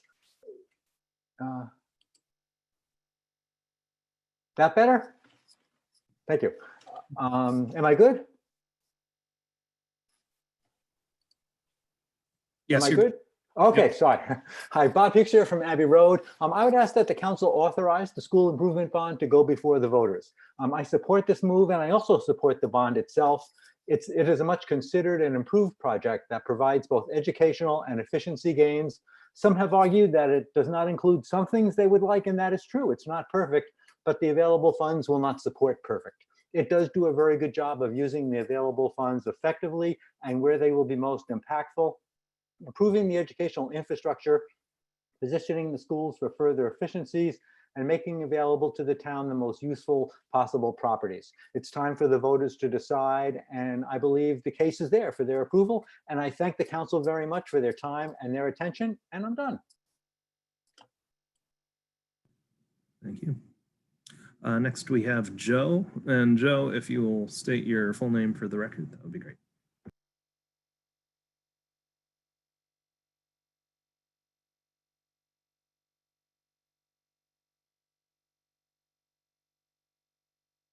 And Joe, currently you are muted. If you hover your mouse or your, there you go. Can you hear me? Hello, great. So Joe Veely, good to see you all. Forgot how long these meetings can go and how tiring they could be. I want to first start by making a comment about public comment during regular agenda items. So when you get to agenda item 12, for years, there used to be public comment available then, and I think it might be more efficient. I would recommend you think about going back to that practice. I think it might be more efficient and with your time, and it would allow for some dialogue between you and the public. Just a comment on that. I really showed up to talk about the Stage 2 app.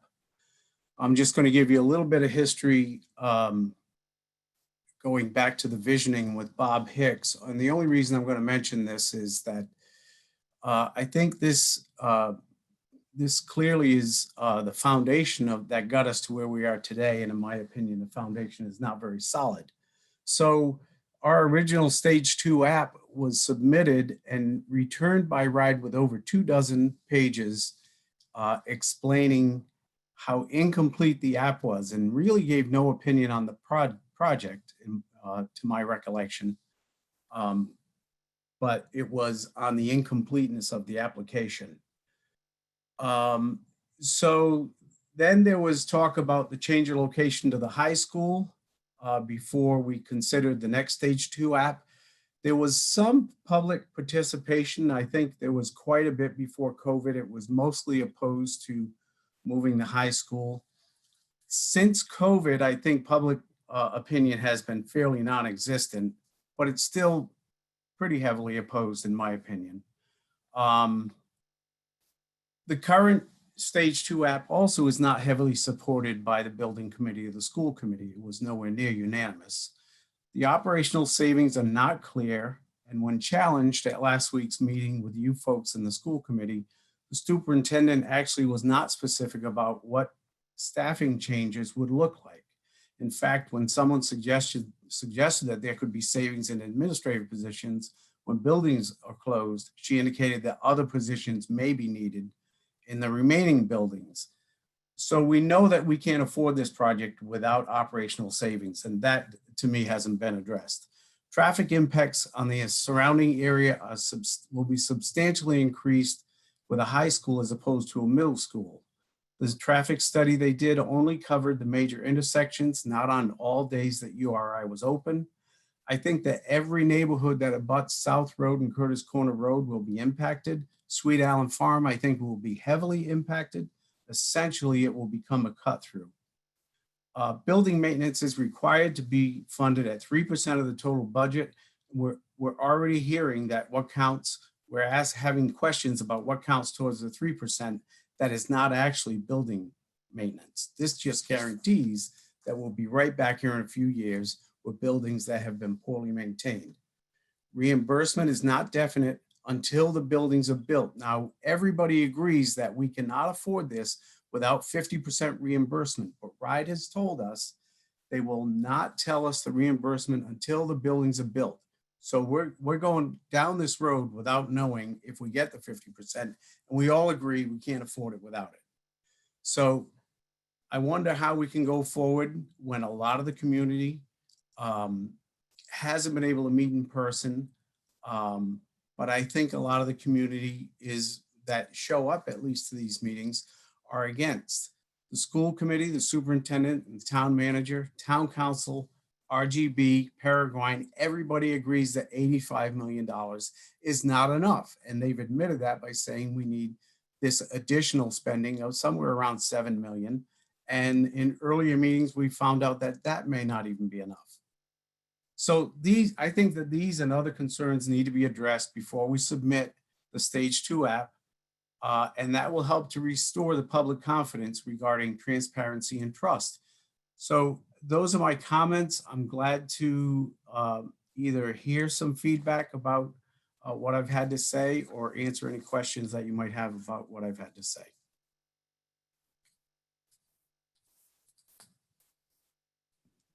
Thank you, Joe. Great to hear your voice. I'm just gonna let us accept all these comments from folks before anybody might want to respond. Thank you. We have Mary Gail Smith next.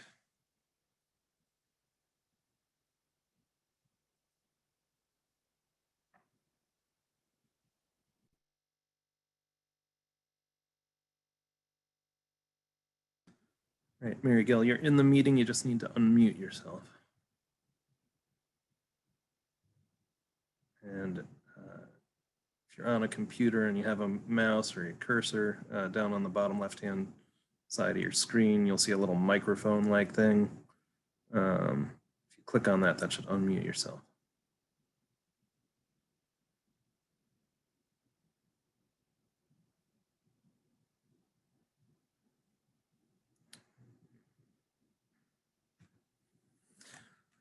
So Mary Gail, you are still muted.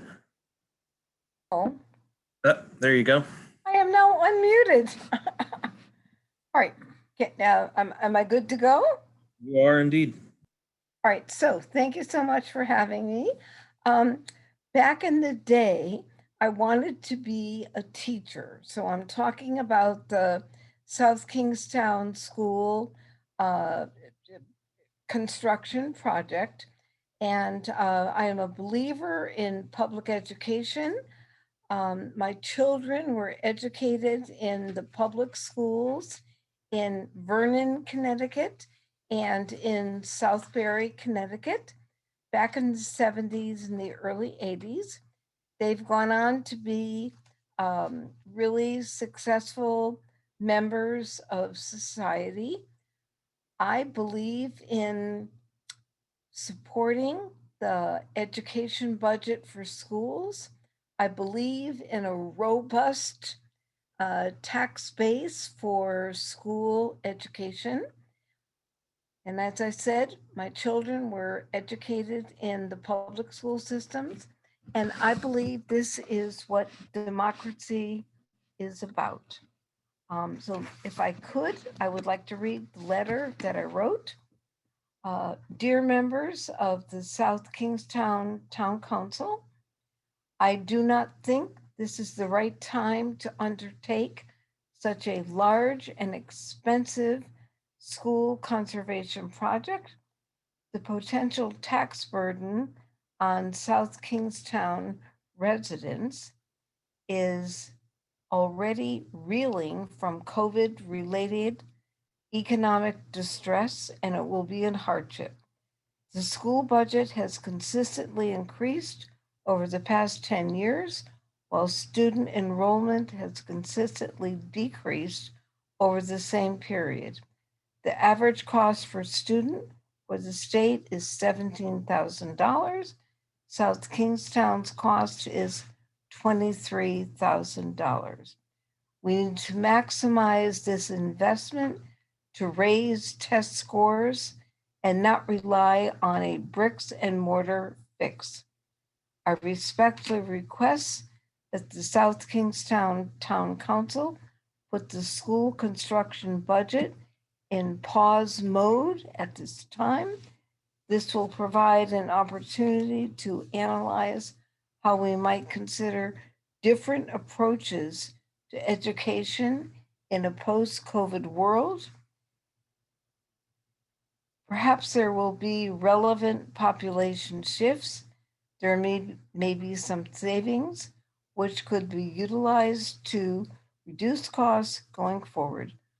Please vote no this evening. Thank you.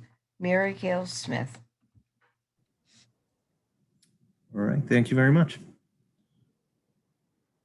Next up is Tara Apperson.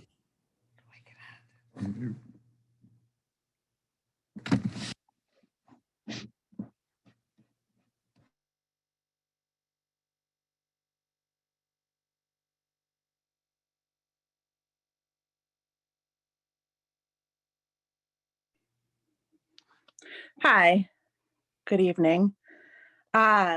So thank you all for continuing to move this work forward. I know many of you have put a lot of time into this, and our newly elected school committee and town council members have done a lot to get caught up. So I appreciate that. The point that I want to make tonight is that we desperately need to modernize and improve our school facilities. It has to be done. Yes, it's going to cost money, even though we have declining enrollment, but it's money that needs to be spent because no matter how many students we have, they deserve upgraded facilities. And right now we have this window of opportunity for reimbursement, and that window is getting narrower, and we risk losing that reimbursement if we don't move this plan forward. That is a big deal. That state funding will not come around again for many years to come. And we cannot afford to do any of this project without that reimbursement, or much of it. So there's definitely pros and cons to this plan. I don't agree that the majority of the community is against this plan. I know a lot of people who are for it, but yes, there are people who are for it. There are people who are against it. But the only way that we will know is if there's community backing to this plan is to get it on a ballot before the state funding runs dry. So I'm asking that you vote to submit the stage 2 application so that we can get into the details and design phase of this project where many more questions will be answered, and also so that we can put this out to the voters.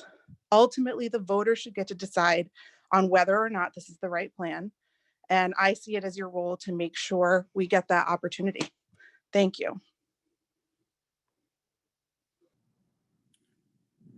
Thank you.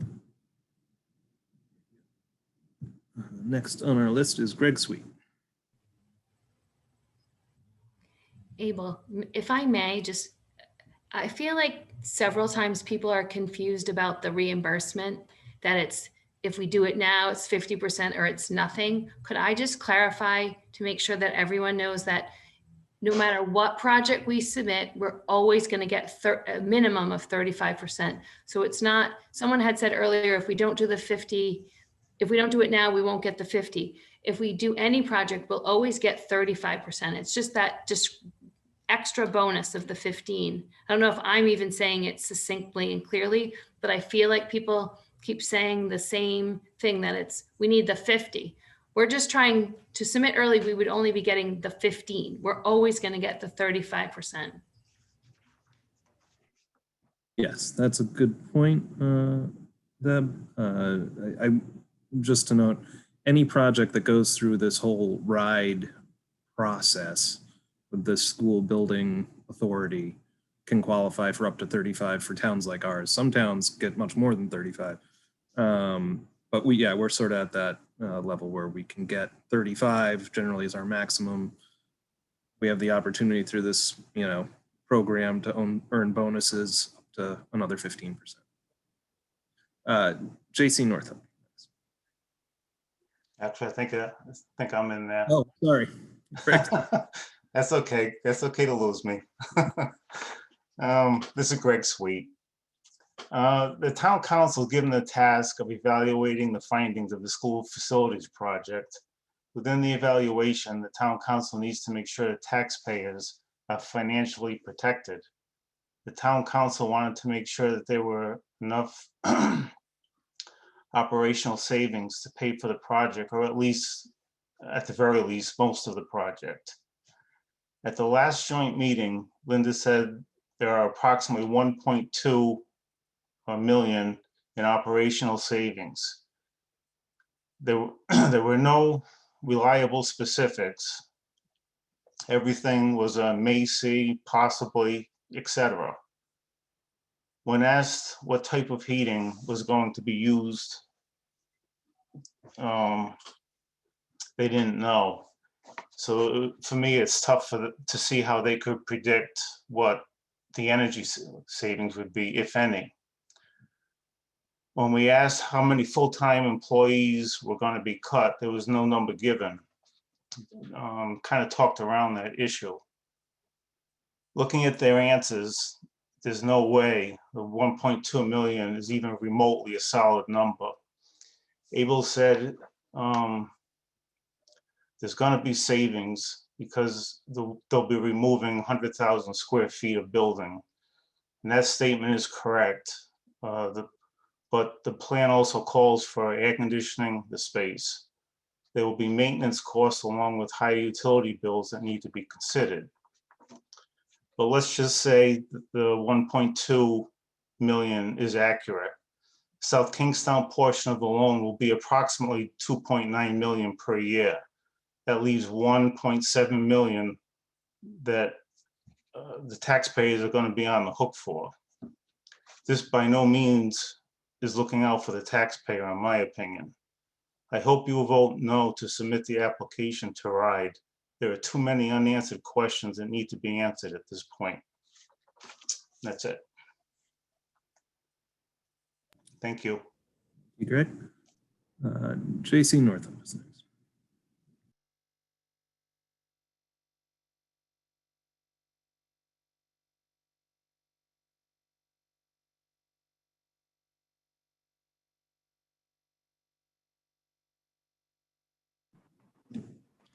Hi, this is JC Northup of Pine Street. I've spoken to you before on this issue, so I won't take much of your time. Oops. Sorry, I'm being asked. No, I don't have to do that. Anyway, my apologies. The money has been spent. Just over $1 million has been spent to get us here to submission. Again, it costs us nothing more to submit what equates to a grant application. We are committing to nothing by submitting, saying yes to nothing. By not submitting, we are closing the door on an opportunity for extra reimbursement from the state. Money we have been assured and reassured will be there. By not submitting, we are taking in all repairs and improvements, of which there will be few, ourselves. By not submitting, we will most assuredly watch more and more high school students choose to attend neighboring schools on our dime. I could go on and on. I've addressed you before on this topic.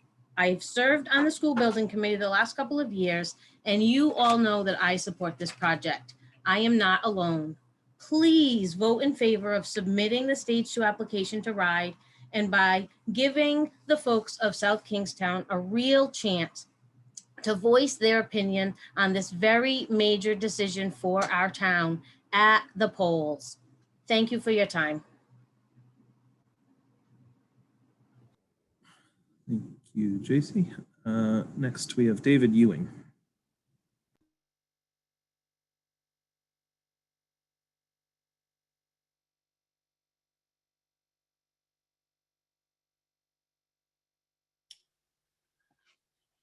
Hi, good evening. This is April Ewing. Can you hear me? Yes, we can. Thank you for your name. All right. Before I read the letter that I submitted, I would like to clarify something. I'm under the impression that if we submit this application and RIDE approves, that we are then committed to closing the Columbia Street building. Is that correct? It's not actually correct. So the next step after we go through this would be a bond referendum. You know, assuming RIDE approves of the stage 2 plan, it'd have a bond referendum. If that bond referendum does not pass, then the project is effectively dead. Okay. I just want to, I hadn't heard that, Abel. I'm sorry. I've heard every other time in school building committees that once we submit the stage 2, there's no turning back to Columbia Street. So yeah, that I believe is, you know, in stage 3, we do not have the ability to switch from one location. Deb's shaking her head, so I just want to make sure.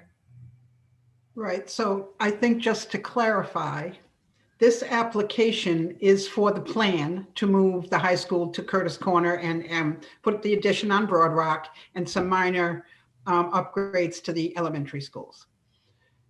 All we're asking by submitting this to RIDE is asking the Rhode Island Department of Education, does this plan meet the criteria to achieve the 15% bonus points if we go to construction?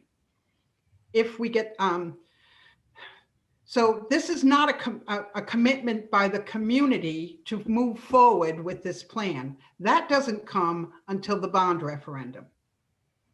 So all this is the final stage of this application process to say to RIDE, did we meet the criteria? That's the question. Okay. And RIDE will come back with yes or no. They will come back with yes, and this plan will achieve the 15% bonus points if you complete the steps you have laid out.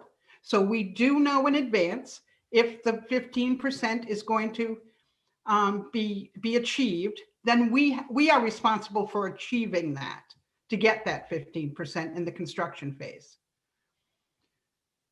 This vote tonight by no means commits this community to closing Columbia Street and going to Curtis Corner.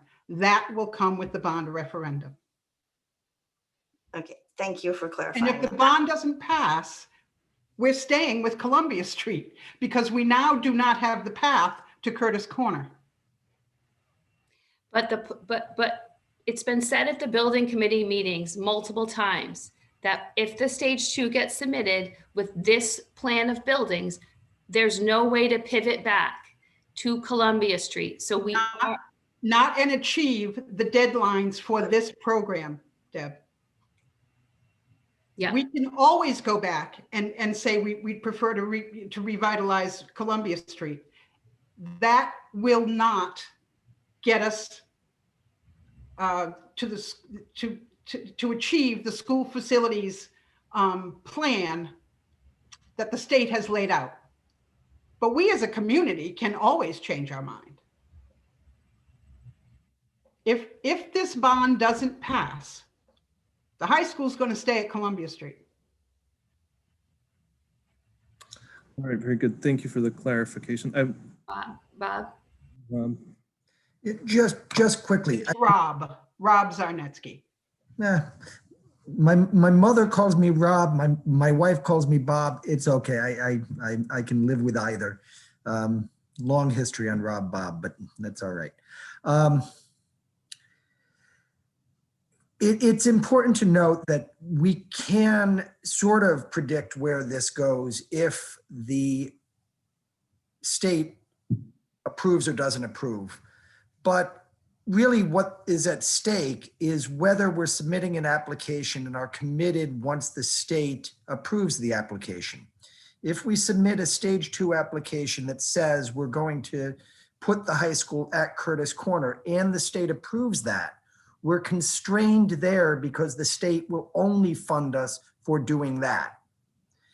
If they say you can't do that, or if the voters say we don't like this project, it is highly probable that you would end up back at Columbia Street. However, if the reason it's not approved is because people want a completely new structure and they want something very different, in theory, you could put another application in at some future date without the 15% bonus points, putting it somewhere else. You could put the high school in West Kingston, or you could put the high school at Curtis Corner, or you could put the high school at Matunic on empty land.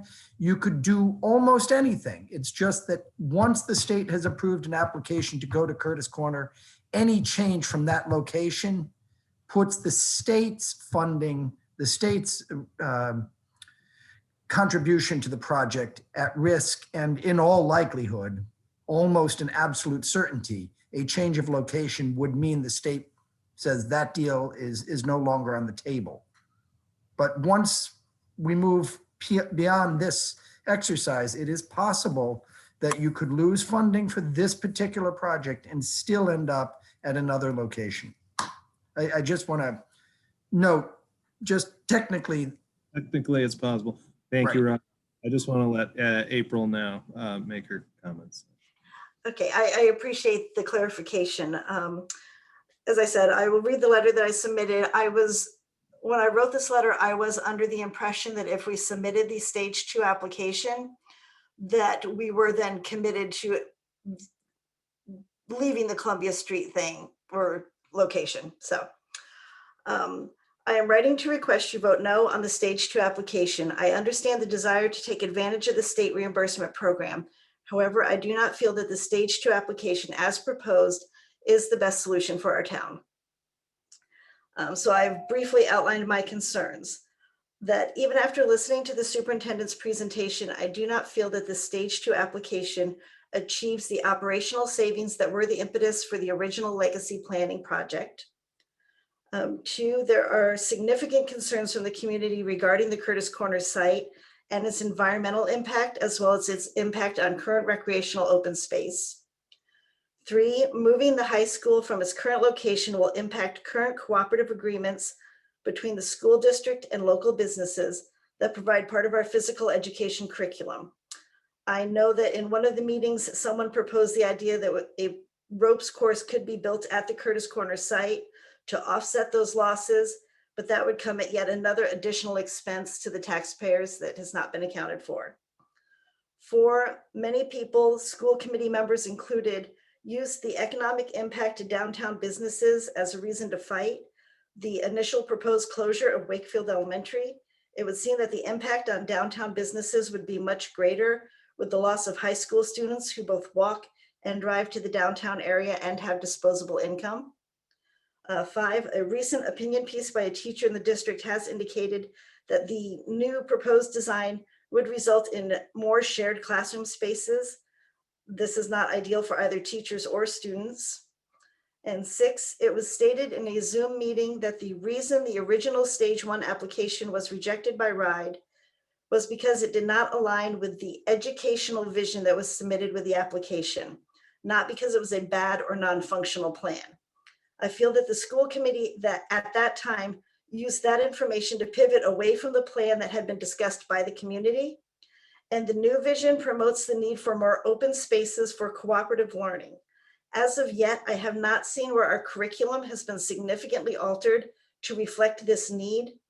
As a taxpayer, I would be more willing to support the need for drastic facility changes if I knew that a new curriculum was already in place and supported by our teachers. And number 7, with no concrete design in place, I feel that there is too great a risk that crucial improvements would end up being cut from the plan due to cost overruns, or that the taxpayers would end up footing a much higher bill than promised. So that was my reasoning for requesting that you vote no on submitting the stage 2. And as you can see, a lot of my concerns are not necessarily financially related. They're not tax-based related. They're concerns that the plan has not addressed environmental impact, curriculum changes, whether the students or the teachers are on board with changing how they teach. So once again, I'd ask you to consider all of those things before voting on this stage 2 application. Thank you. Thank you. Next, we have Erin. And Erin, when we bring you in, if you wouldn't mind stating your name for the record. Can you hear me? Yes. Hi, I'm Erin Huggins. I just wanted to thank everyone for their time and for all of the thoughtfully presented comments that have been shared so far. In the interest of time, I'm going to keep it short. I called in tonight to request that the town council vote to move forward with the submission of the stage 2 of the building facilities project. As demonstrated here tonight, with many in attendance to speak our minds regarding this proposal, each and every one of us have a voice, and I believe it would be a huge disservice to our community if we neglected to allow all of us to cast our votes on this issue. And that's it. Thank you. Have a good night. All right, so that is the end of the raised hands, but I will seek more of those comments. Yes, there we go. Raise a motion.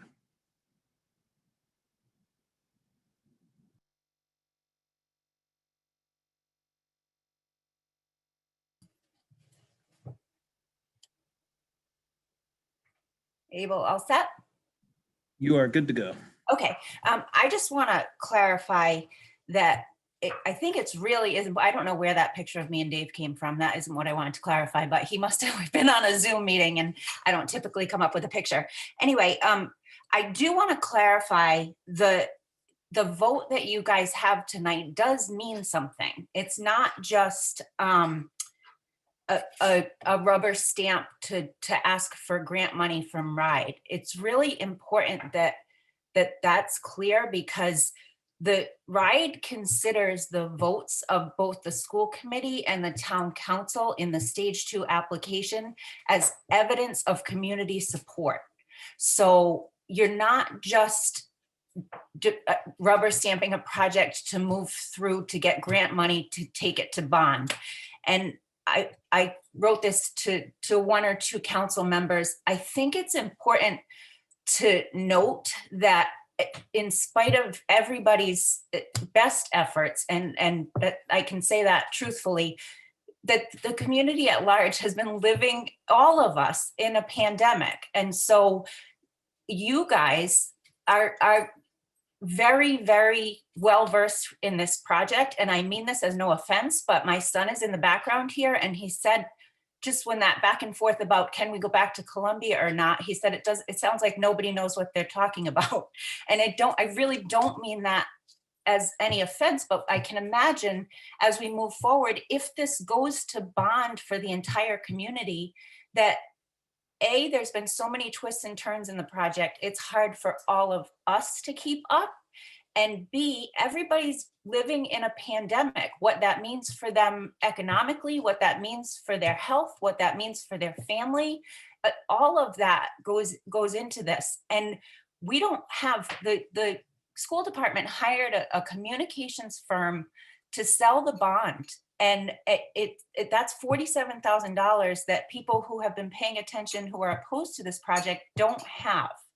And so I think we can all look back, and I haven't looked back, but I can say with near certainty that it's very unusual in South Kingstown not to pass a bond for education. We can look to URI facilities projects as evidence for that. And I think in spite of everybody's best effort, that there's no way that the community is going to be as versed as you all are on this project.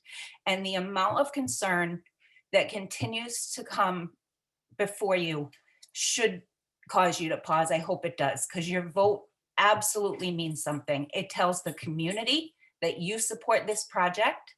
It tells RIDE that you support this project. So I thought that was important to say.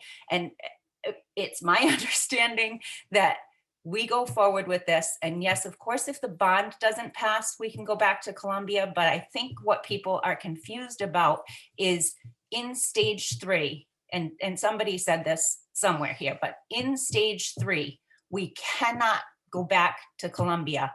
If we submit stage 2, the bond passes, there's no going back to Columbia. I think that's what's unclear for folks, and maybe April as well. Yes, if the bond doesn't pass, clearly we can't build at Curtis Corner. But if it does in stage 3, and as we move forward, we can't go back. So I think that those were just some points I thought were worth mentioning. Thanks, you guys. Thank you. Doral Beasley.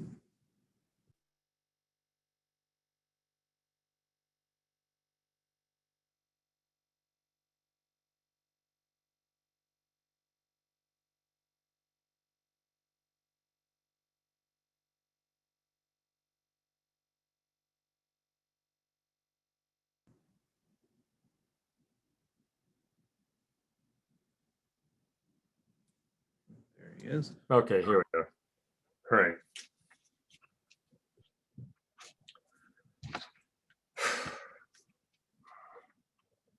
So it's the town council's fiduciary responsibility to create a budget every year that's in the best interest of the people of South Kingstown. Now, for the last 2 years, the school budgets that you approved both contain money over and above in the salary and benefits lines, over and above what was required for the number of employees that were employed in the school district. Total between the 2 years is $2 million.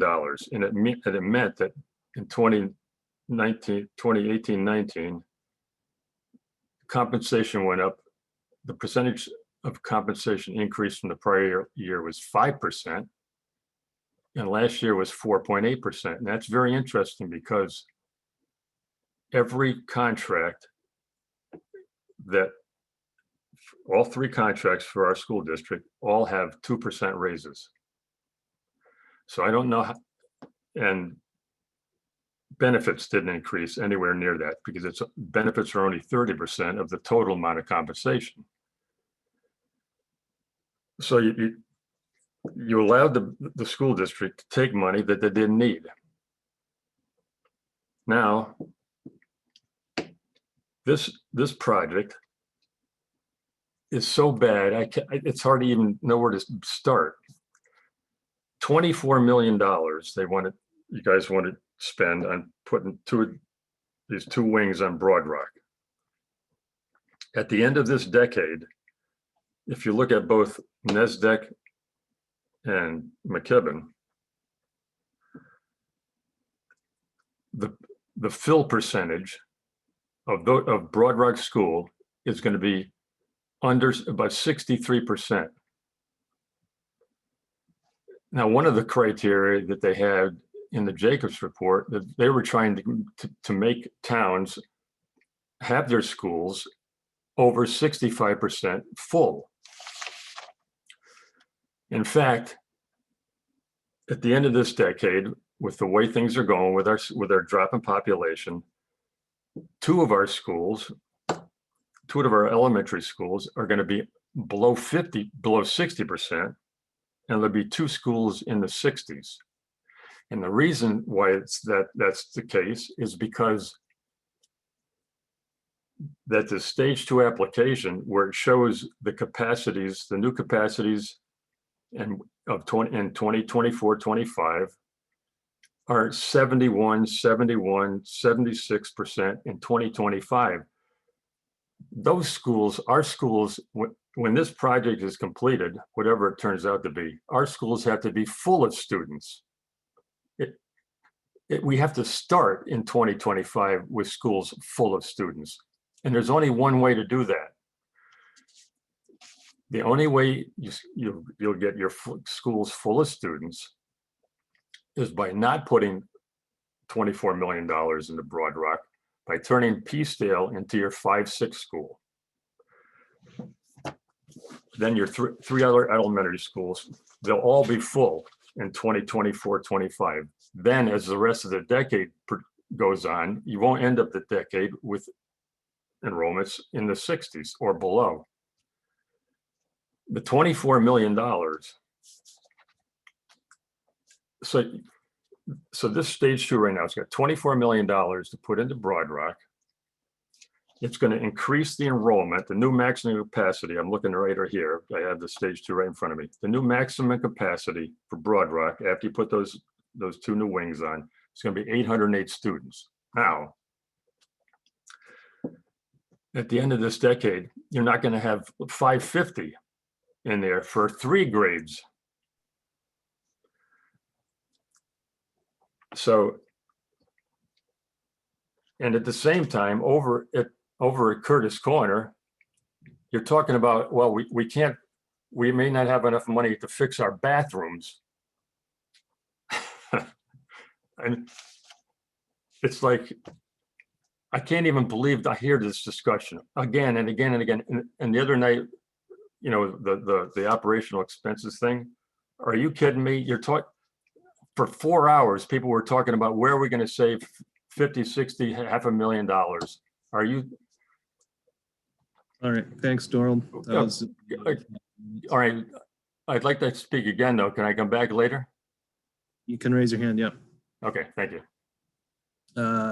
And Greg, since you've already spoken, I'm going to take the next person first. Henry. You can bring Henry in.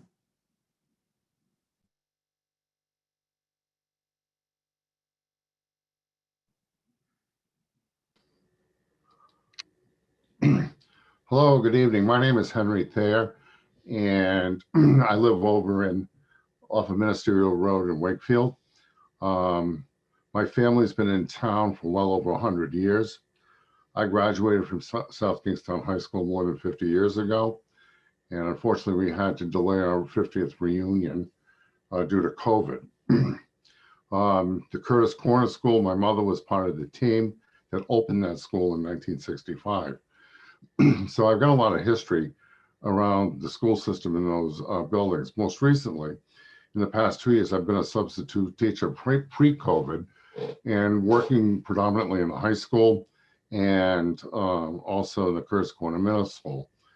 And I can tell you that in my encounters with teachers and students, I mean, these are phenomenal people. The teachers that work in these schools work very hard to educate our children. And for the most part, the kids that I have encountered have an incredible desire to learn.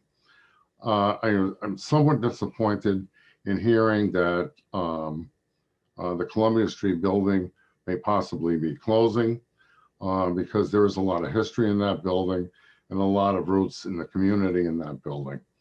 And quite honestly, I used to think that I knew every nook and cranny in that building, and I can tell you that I do not. Even though I lived in the building for 4 years and worked in it for 2, there's still things that I did not know that I know now. I had a chance to look at the original blueprints to the building, and it is incredibly well built. It needs, however, a lot of work on the inside. Toilets, electricity, HVAC systems, computer infrastructure, server rooms, computer labs, and all of these things are a lot cheaper than spending $85 million. I think if we're going to do this, we really, really, really have to give it due diligence. And I'm hearing a lot of discussion that says, you know, I really don't know. Well, maybe it's this, maybe it's that. Maybe we should still get to stage 2. But I don't think we have all of our T's crossed and our I's dotted. I know that in private industry, I worked in private industry for over 40 years. If I presented an $85 million project with some of the questions that you folks are getting, I'd get thrown out of the room. So I just want you to consider moving forward, especially in the time of the pandemic and especially in the time of fiscal conservatism. And Abel, that's all I got. Thank you, Henry. Next, Cadence Hansen.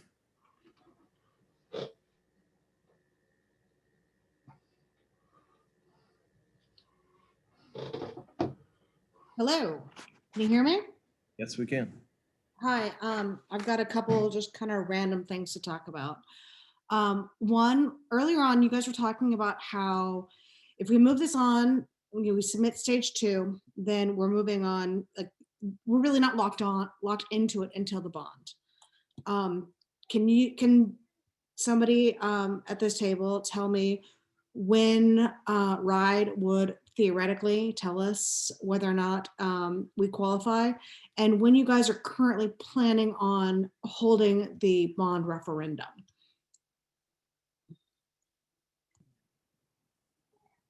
Rob, do you want to take this question? Yeah, we would expect RIDE notification late March, April, and we could have a bond referendum in May, we believe. Okay. And I wanted to talk a little bit about the 2 main things that we're talking about in this meeting. So in the beginning of the meeting, we were talking about affordable housing. We were talking about how the price of living in this town is pushing people out of this town. And it seems like a lot of people, we had many people who called in advocating for affordable housing. And it seemed like most, if not all, the people that are sitting at this table were agreeing with that. And I guess what I'm trying to say is that if we're looking at this and we're moving on to a potentially $85 million bond, that these are diametrically opposing scenarios. So this bond is going to raise the costs across the board.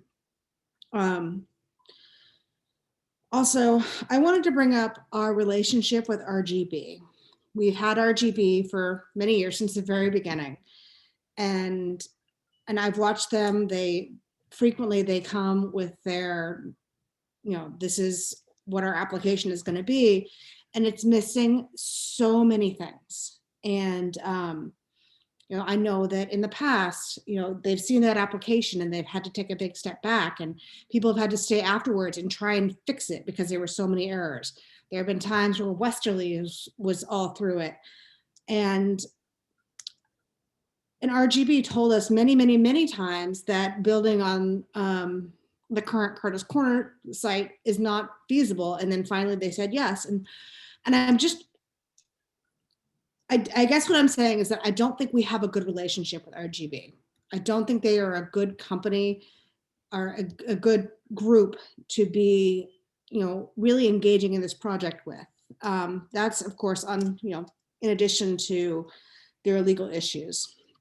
And then the last thing that I want to mention is that I am an engineer. So in my professional opinion, if we're talking about building, a revamp, an addition and some gutting, etc., we're going to run into issues. And so either the cost is going to go up or we're going to drop things. It seems like we're planning on dropping things, but a new build is actually safer. And I think, because Dorald is very well versed in this, so maybe he can follow up on this. But I think that and again, I'm not pushing for a new build, but let's keep in mind how close we are to the difference between a gut reno and a new build, what the cost difference is. As I think it's about $100K, maybe 115.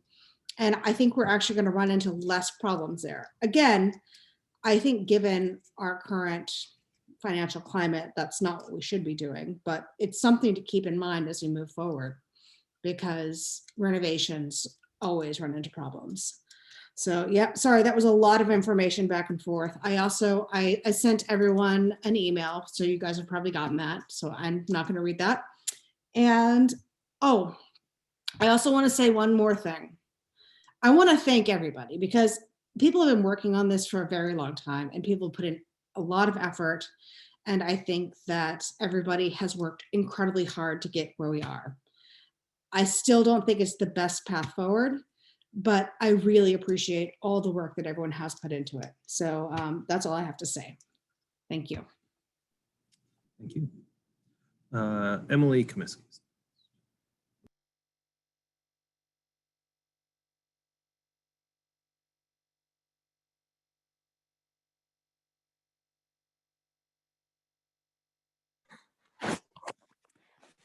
Hey everybody, it's Emily Comiskey. I just wanted to clarify a couple of points from things that I have heard tonight. We really are at a point where we have two options. We have, I'm looking at the numbers in front of me, $85,255,000 worth of deficiencies that have to be addressed at our schools.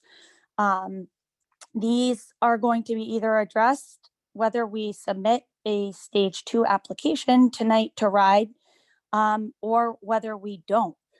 They're going to be addressed, have to be addressed, whether we are approved by RIDE for reimbursement for this stage 2 or not. We need facilities that are updated, and we need facilities that are warm, safe, and dry for our kids. If we submit the plan to RIDE for reimbursement, we will be hopefully reimbursed. We know a minimum of 35, and if we qualify for the bonus incentive points, up to 50%. So one way or another, our taxes are going to be affected by having to fix our buildings. I hope that tonight you decide to move forward in submitting stage 2 as it stands. This is a concept. This is not a written in stone plan. As of right now, this conceptual plan does include converting classrooms into new science labs. It involves EMS and CTE classrooms, new health classrooms, new music and a new gymnasium, air conditioning. I could go on and on. I think there's been a lot of confusion about what's included and what's not, and it's because it's a fluid process. As we move into stage 3, that's when we'll be pulling in key stakeholders, teachers, people who are working with the students on the ground, to find out from them what exactly is going to work from you. And that's why it is a fluid plan as we move from that conceptual phase into really the planning and the brick and mortar. And we are able to make adjustments. And I think that's a real positive of the way that this whole system is set up. The other piece is when I first started becoming involved and going to town council meetings and school committee meetings, a lot of my questions revolved around how efficient were we being with our tax dollars? And that's really been a goal of mine from the beginning, is to make sure that every single one of our tax dollars is spent efficiently. And I'm on the budget subcommittee, have been for a couple of years, and have been on the school committee for 3 years. And the process that I've seen through the kind of ups and downs and turns of this plan, I think has brought us to a place where we will be maximizing efficiencies, but also really, really enhancing our educational program for our kids. So as an educator, that's something that's utmost important to me. I graduated from Columbia Street in 1998. My husband graduated from there in 1997. It served its purpose while it was there, but it's too big and has too many deficiencies for where we are today. So I hope that you will consider submitting stage 2 so that we can see once and for all if we will be approved, we'll receive the up, and then we can let the taxpayers decide on a bond in May. Thank you so much for all of your time and for all of your consideration. Thank you. Paula Bradley is next.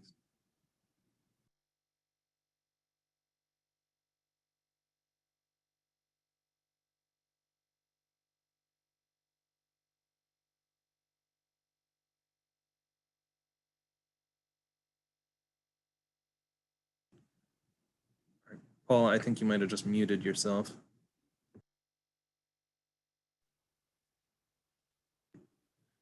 You should be good to go now. Okay, great. Can you hear me okay? Perfect. All right. So this is Paula Bradley. I just have a few comments to share. I feel like we desperately need to repair some of our school buildings. I'm absolutely in agreement on that.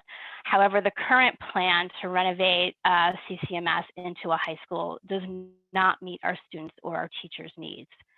I'm being told that we need to push this plan forward because we've spent $1.4 million on the plan. The reason that we've spent $1.4 million on the plan is because the 2018 to 2020 school committee has taken us all for a ride in circles in an effort to save one elementary school building, a building. Additionally, when that decision was made to shut down the original plan, they threw away over $25 million in operational savings. The maximum state aid for this project is less than that.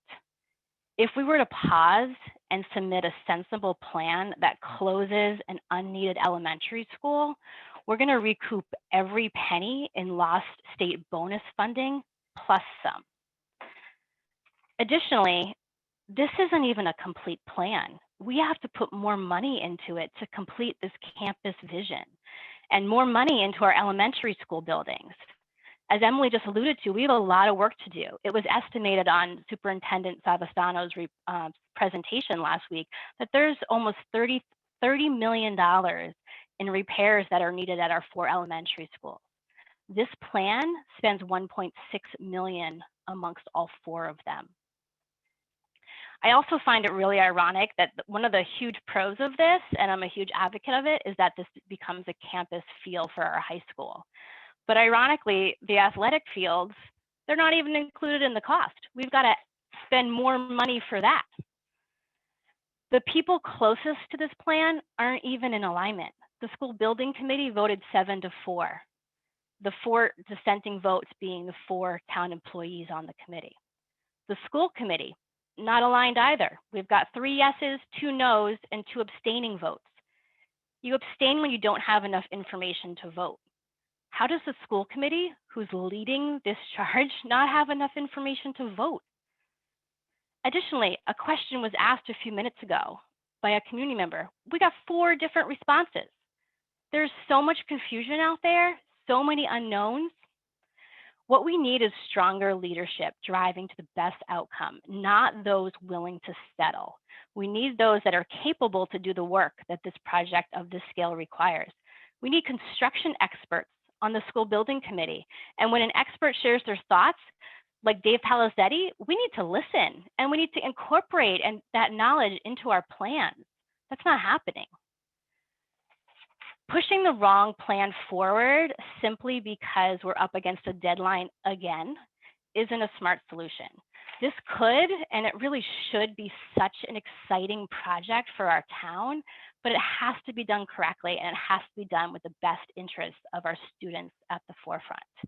So I just ask you to take all of this into consideration when you vote. Thank you. Thank you. Next, we have Christian Blaney.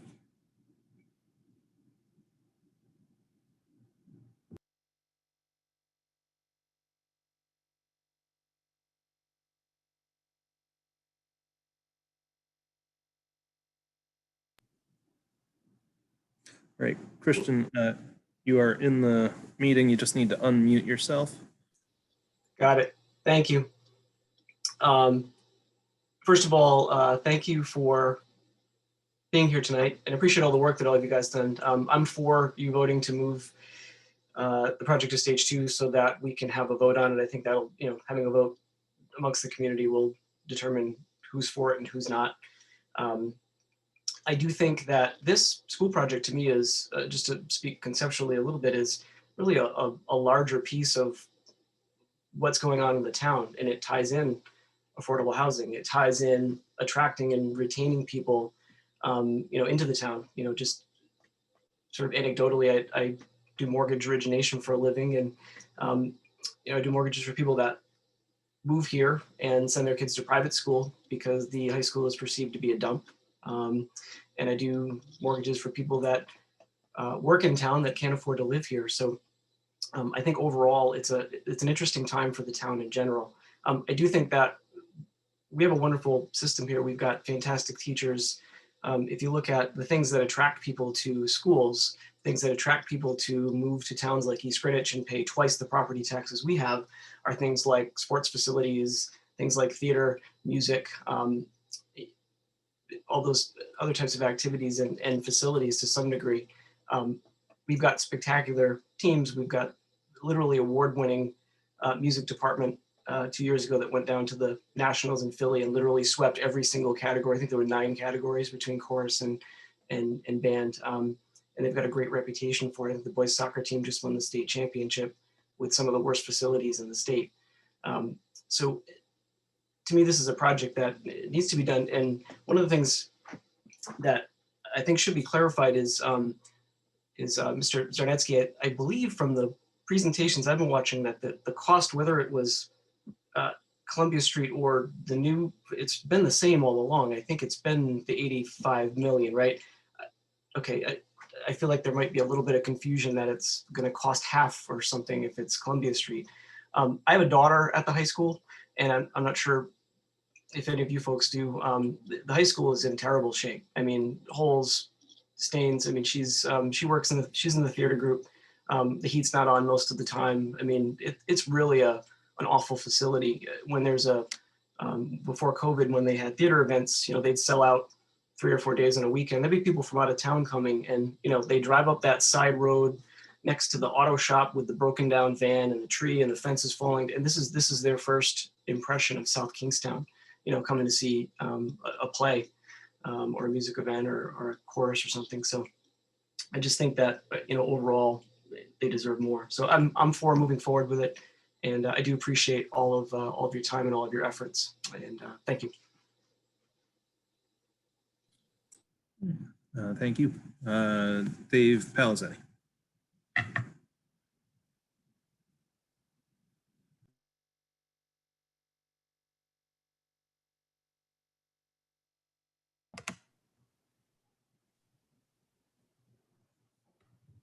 All right, Dave, looks like you're good to go. All right. Good evening, everyone. Can you hear me okay? I'll keep it short because you've heard me say a lot of this before, and I think there's a lot of people actually echoing a lot of the same themes tonight. One of which, who I didn't catch her name, a fellow engineer, so maybe we think alike. But I think one of the main reasons we are at this situation right now with a very divided town is that we are following the lead of truly a disgraced architectural firm, RGB, who will say anything and apparently do anything to get a contract. And they're leading us down a path, basically telling some people what they want to hear, but not based on true facts. And I just want to echo what some other people said. I think we'd be better off hitting the pause button and actually putting together a plan, and a new plan. And while we might lose that extra 15%, I strongly believe that with the right plan, you'll have the operational savings that'll make up far more money than you're going to lose in that extra 15%. The question about enrollment and whether or not we have to spend $24 million at Broad Rock. I mean, right there, that's 24 million is twice as much as you would get for that extra 15%. And if you don't have to spend it at Broad Rock, you've already saved yourself a lot of bond debt in the future. As Emily pointed out, we have an $85 million problem. We do. We need to put money into the schools. But we're putting $94 million in to solve an $84 million problem. And the plan as it sits is not going to achieve the operational savings you need to do it. A lot of people have put a lot of time into this. They've worked really hard. I can imagine their energies just want to push this across the finish line and take it to a vote. I don't think you've got the support at the ballot box, and that's just going to throw us even further behind. The schools need money, but they need the right bang for the buck. This project, because you had to follow the lead of a bad architect firm, is really not spending our money wisely. It's the consultant that we had, it's the consultant we chose. You hope they would do their job ethically. Honestly, I personally, professionally don't believe they are. And with the right firm, I think we can achieve something that everybody can get behind, that can fix our schools, that can meet the educational goals. And even without that extra 15%, be less expensive. So thank you, and good luck with your vote tonight. Thank you. Is there anybody watching or listening who would like to speak who has not yet spoken?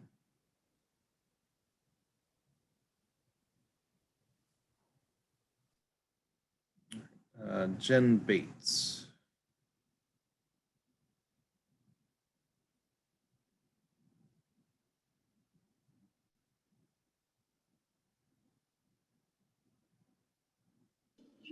Can you hear me? Yes, we can. Hi, my name's Jen Bates. Both my husband and I are residents of South Kingstown. We have 3 children currently in the district. 1 is currently a senior at the high school, 2 currently at Curtis Corner. I absolutely support our schools. I believe that we do need better facilities. I think our schools have been falling apart for a very long time. However, I cannot get behind this stage 2 application. I currently have 2 boys at Curtis Corner Middle School in 8th grade. Both my husband and I attended Curtis Corner Middle School back in, I think, 1986. I had a mother that worked there and retired about 14 years ago. To be adding on to this building that was falling apart years ago, it just makes no sense to me. I can't stand behind an $85 million bond. To me, what's an incomplete project. perhaps, you know, I think, I don't know if it was Cadence who spoke earlier, you're almost talking about a brand new project here. Like, I would rather level it and start over, and I could perhaps get behind that. Not to mention the increase in taxes that we're going to all be experiencing. I just ask that you guys really consider what we're getting with this project. I think I'm not comfortable speaking in this way, so it takes a lot for me to do this, but I've been watching these meetings and listening, and, you know, I really appreciate what Mr. Pelizzetti said. I think he is very well spoken. I just ask that you guys really take into consideration what a lot of us in this town are feeling. You know, I actually asked my daughter, you know, who's a senior and leaving this year, what she thought of a project which moved the high school to Curtis Corner, and she was floored. I mean, she said, I know the high school isn't in the best of shape, but I can't even imagine having that old part of the building be part of a brand new high school. And that's from a student that's in the school and loves South Kingstown. So I just ask that you guys consider this going forward. And I do thank you guys for all the hard work that you've put into it, and appreciate it. So thank you. Thank you. Next, we have Karen Humes.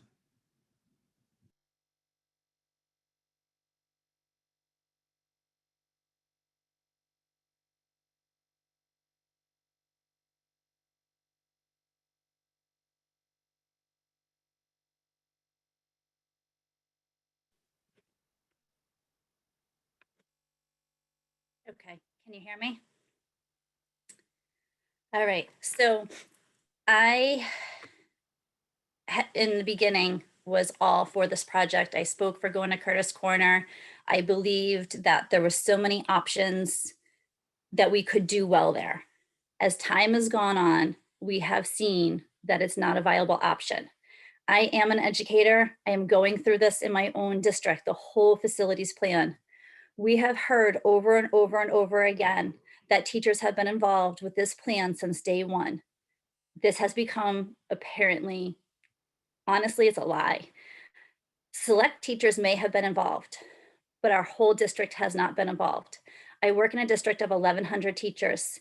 In stage one, we were brought in as faculty meetings and given information numerous times. In stage two, the same things happened. This should have been done with our teachers. That's how you communicate with them, and then ask for their feedback. I've given it numerous times. My building isn't even getting renovations, and I've been able to give so much feedback so many times. I'm a unified arts teacher. We were specifically asked, how is this going to affect your programs? I'm a phys ed teacher. I have watched a whole phys ed department at the high school. Their whole curriculum is going to have to change. So we're preaching that this is about curriculum and making better education for our children, but you're leaving teachers, they're going to have to write a whole new curriculum when you change all of these things, which they're experts and I believe in them and they can do it, and change is good for that, but that shouldn't be a shocker at the last moment. Our buildings absolutely need good, solid work with a good, solid project. Our head building official spoke numerous times before he left about potential code violations in the plans, and he was dismissed repeatedly by the architects. Repeatedly. He is the expert in building code in our town, drawing red flags, and he was dismissed.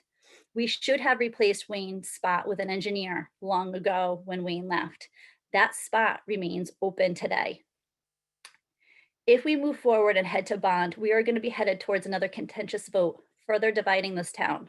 I have heard school committee leaders at budget subcommittee meetings alluding to a shiny new high school.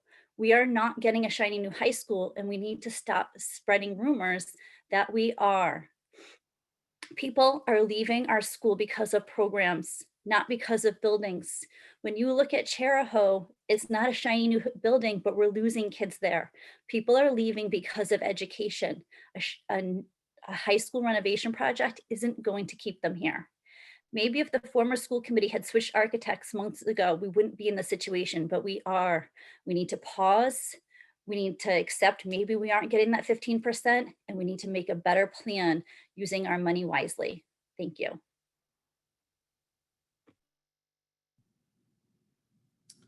Thank you.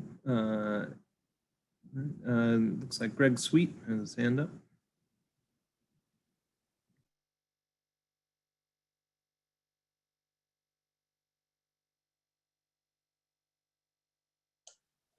Can you hear me? Yes, we can. I didn't bring this up before because I didn't know how many people were wanting to speak. One of the things that's never been answered, and it can be a huge impact on everybody who's going to be paying taxes. Undoubtedly, there's going to be cost overruns with this. You know, we don't know whether it's 5 million, 10 million. We just have no idea. Nobody's saying where that money is going to be coming from. Probably not the state. It's going to be from the taxpayer. That's going to be an additional increase that they're going to have to absorb. And we already know that there's a number of residents that are going to feel the pinch of the $209. I don't even know if anybody can answer tonight, where will all this cost overrun money come from? I know it's been said that you can say, well, we can cut back in other areas. Well, I think once the building itself, the addition is up, there's really nothing you can cut back there. You're going to get to a point where you're going to have to say, we can't stop this building. We're past the point of no return. We have to take out another loan to pay for the rest of this. And that's going to put an additional burden on many residents. So it's just food for thought. Thank you.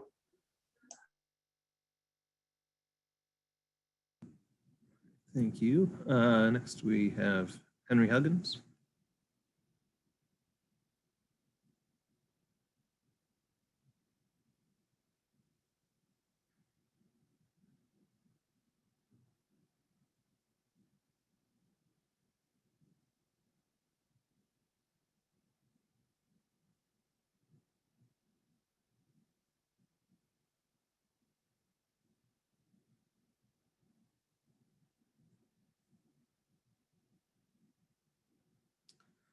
All right. All right, can you hear me now? I had to find a tap to speak. You are good. Okay, thank you. I just wanted to say that no one's come up and said that they have another plan that's saving money. They're just saying that if there was another plan that would save us money, then we would save money, which is just a hypothetical. And I went to South Kingstown High School. I graduated in 2003. And I think there were bomb shelter signs in the building. Like, it's a very old building. The plan that's been put together is well thought out. It has many professionals inputting on it. And I have kids in the school system, and I fully support the plan, and the superintendent supports the plan. And I think that they know more about this plan than the general public, but it should be put at a vote so that then we get an idea of how people feel about this in the community. If the community is for it or against it, there's no reason to take that voice away from the rest of the community. And that's pretty much all I wanted to say. Thank you. And Doral Beasley.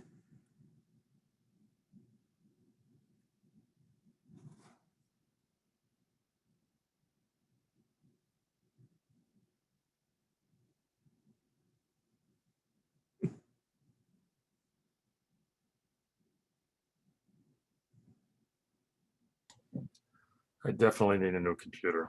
All right. Someone called in a few callers ago, asked about what the cost, how much it would cost for a brand new high school at Curtis Corner. The price on that would be $115 million. Now,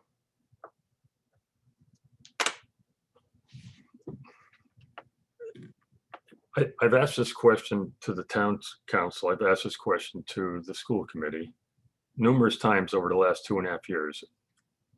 And the question is, why do we have today 460 people working in our school district? And why does it cost over $24,000 per student this year to educate her? That's the cost per student this year. Now, nobody wants to be compared to anybody else, but in fact, RIDE, with this push to fix our schools and have schools around the state be better, they want us to be compared to other schools, not only just in other Rhode Island schools, but schools in other states like Massachusetts and Connecticut. Barrington is the top public school district in the state. They spend $18,000 after I adjusted their cost per student to equate it to our transportation cost for South Kingstown, which are amongst the highest in the state. Barrington's the lowest. But after I changed it, the numbers, and equated it so that they're equal on an equal basis, they pay $18,000 per student this year, and we're paying $24,000. Now, that's $6,000 a student. We have 2,750 students. Do the multiplication. It's $16,500,000.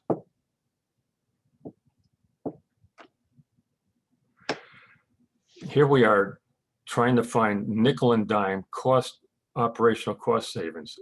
The cost savings, this is the elephant in the room, but nobody, including, I'm sorry, I got to put this back on your plate, guys. Why isn't our town council asking the school committee, why do we have to pay $6,000 more per student? This year we have 460 people working here. If we had Barrington's ratio of 8:1, 8 students per employee, we'd have 340. That's 120 more people. We have 120 more people working in this town, in our schools, than does Barrington. Now, if we had Barrington's 5-star schools, I would have no argument. That's the whole thing. If I was, you would never have heard from me probably at any time, because I would have no argument. If we had 5-star schools, the argument would be, well, we have 5-star schools, but we pay all this money and we have 5-star schools. And people would be happy, I'm sure. But we don't have 5-star schools. We have 3-star schools. Why aren't you asking the school committee why we have 3-star schools, why we're paying $6,000 more per student, why we're paying between $13 and $16 million per year if the school district would just use their annual number of people. It's about 15 people retire out of the school district every year for the last decade. Those 15 people, if for 3 years they didn't fill those positions, that money would cover the cost of bonding $75 million. So you would have $150 million. You could build a new high school and do way more to fix our other elementary schools than we are today. This plan is just a total disaster. I was calling for RGB. If you're an email pack rat like I am, if you go back and look at your emails I sent you guys back in early 2019, you'll see that I was calling for RGB to be replaced, to be fired then. The fact that they're still working here is pathetic. The reason why they don't have the in-house talent to design a brand new high school. All right, Doral, thank you very much. That's the end of those 5 minutes. Appreciate those comments. Next, we have Kim Riley.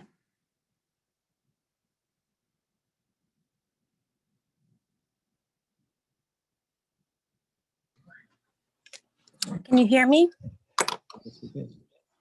Okay. I never call in, but I feel very, very strongly about this as a parent with kids in the district and also as a sub school nurse for the district who works in each and every school on a regular basis. And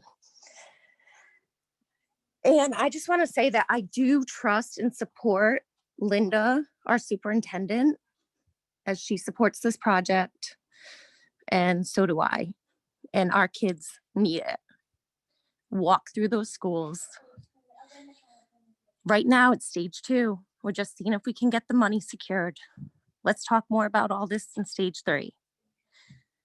None of you would want to work in buildings that look, especially like Curtis Corner in the high school. So just take a look at yourselves in the mirror and just say, do we want to send the kids of South Kingstown to schools like this, where sometimes there's one functional bathroom at the high school, or there's buckets catching water in the hallway? All right, let's just be realistic. Good night. Thank you. Next, we have Cadence Hansen.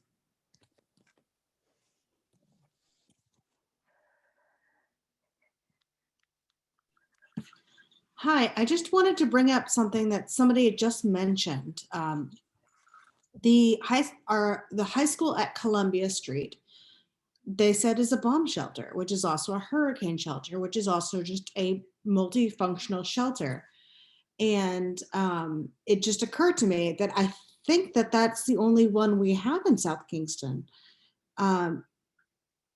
Is that true?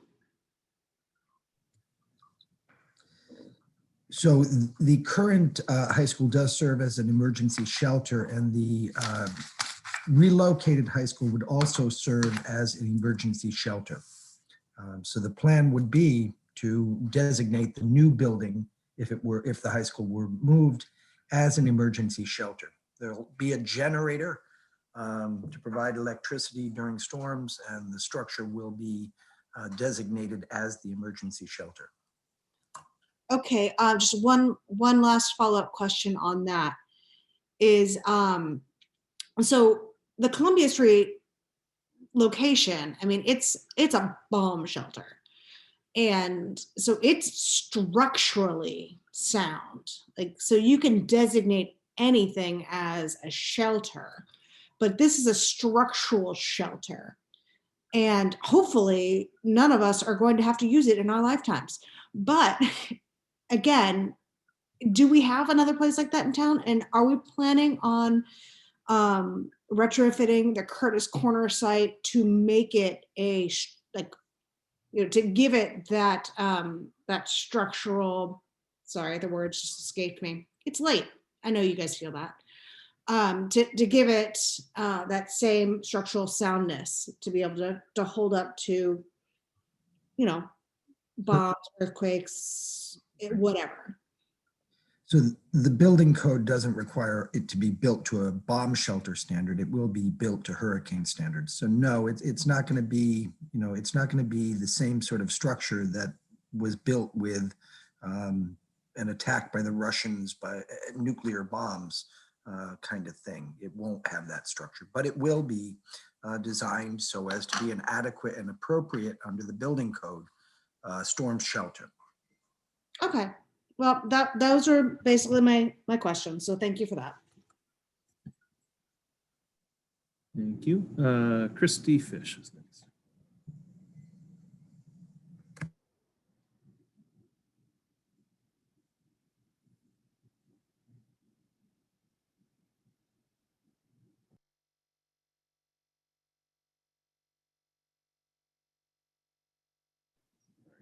Christy, you just need to unmute yourself.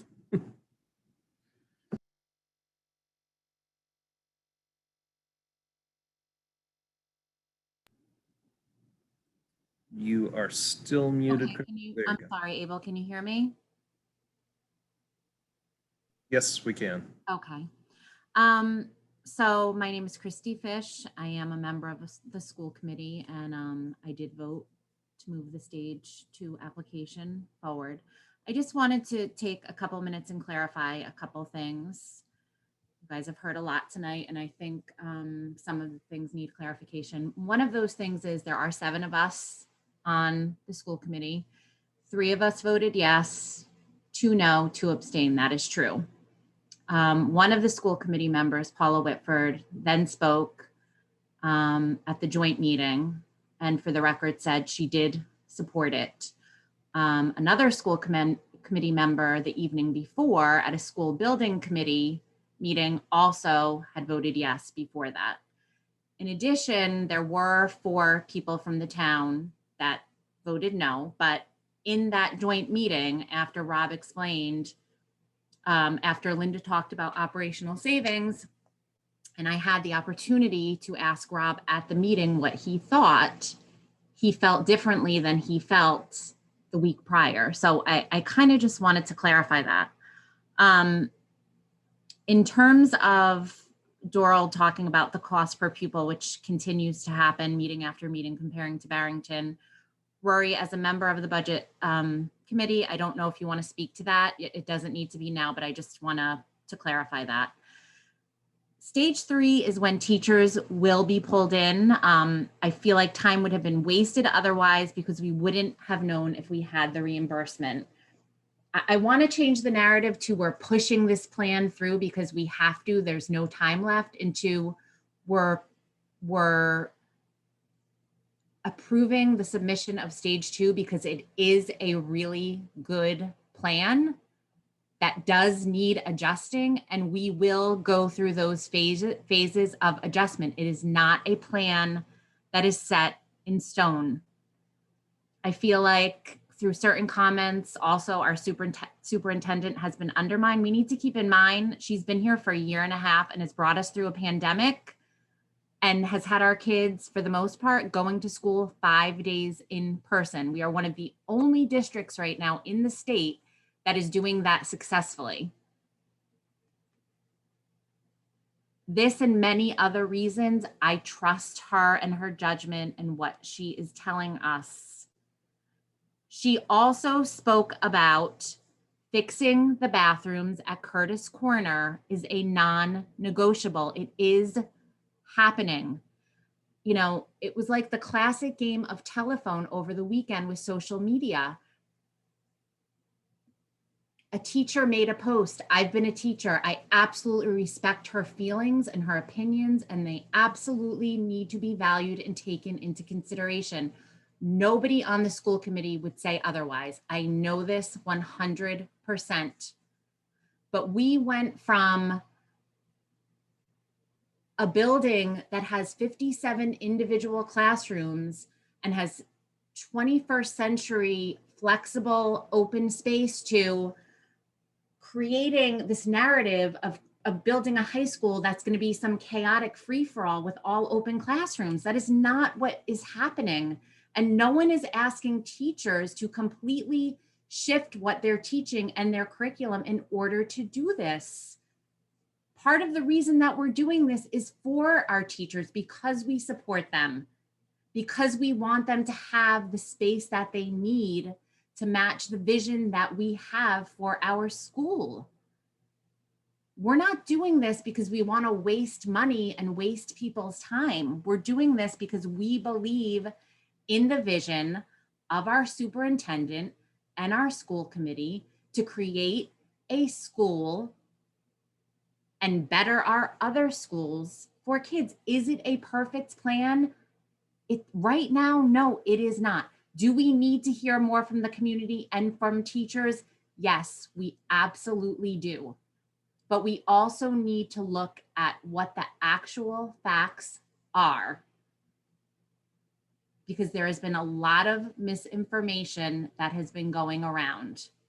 And I would hate to see a decision made based on misinformation. Even some community people that called on, well-intentioned community members that aren't sure which way to go, but they don't have all the information.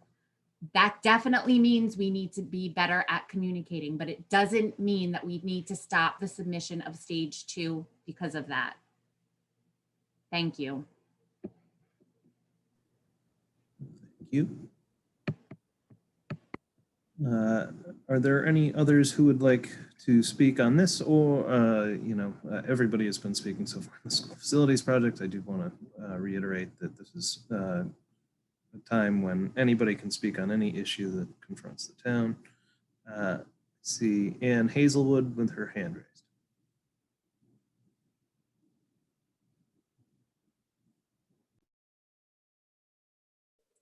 Unmuted? Okay, thank you. And thank you for letting me speak. Full disclosure, my husband and I have only lived here for 2.5 years, although I was an undergraduate at URI here 50 years ago. So that puts me in the realm of retirees, and I was a little troubled by the earlier speaker talking about not wanting a town of tourists and retirees. So I'm going to be keeping my eye on that as to whether we're welcome here. A lot of times people will say, well, you don't have kids in the school. You never had kids in the school. I had long-term sub positions in both a private and a public school. I value public education. I think it's the one responsibility that taxpayers absolutely have. But I have some concerns, and I did email everybody, so I won't rehash that. But when I heard tonight that we have 4 kindergarten classes in an elementary school with 11 students in each of them, I don't feel that we're using the space we have and the space that we're talking about designing in this application commensurate with our needs and our projected ongoing needs. I don't hear, and I have not heard a history of the school saying, you know what, we have declining enrollment. We need to make some cuts commensurate with that. I will touch on the relationship with RGB. I think Cadence and a few other people talked about it. I had huge concerns in the fall when Mr. Zarnetsky was the first time I had heard of him or heard him speak, was really admonishing RGB in their poor performance of providing information. So his position at one meeting, as he was doing that admonishing, then changed the next week because, all of a sudden they could come up with the data. And the same exact thing happened last week from the school building committee until last week's joint meeting, where people had asked for data. We're paying RGB a lot of money. We shouldn't have to threaten them with a no vote in order to get them to perform. I've also worked in private industry. I was a hospital administrator when we built. We would not tolerate anything like that. If you had to justify your bottom line, it would simply not be tolerated. So my last question, I think, is, and this is the bottom line, is this the best deal for our money? And that's what each of you have to look at. And I wish there had been more retirees who spoke, because the tax burden is going to make a huge difference. If we have $85 million in building deficiencies that have to be fixed, let's fix them. Let's not add wings to buildings that are falling down and full of mold. Thank you. Thank you.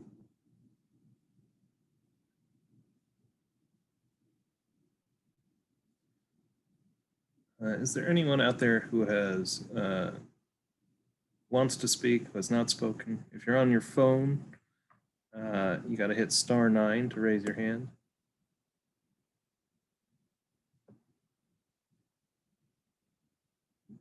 Doral, I'm gonna bring you in. This is the last time.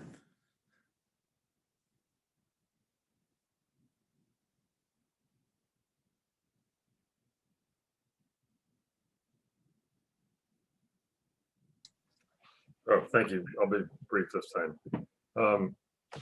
And also looking over the stage 2 application, the cost allowances in this application for new construction and renovation do not meet the minimum allowances mandated by the school authority, which were changed last January, 2020 in January.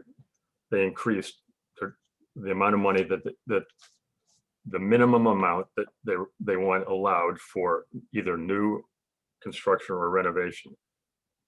I've contacted the school building authority, and they're going to be increasing those numbers every year, around somewhere around this time of the year.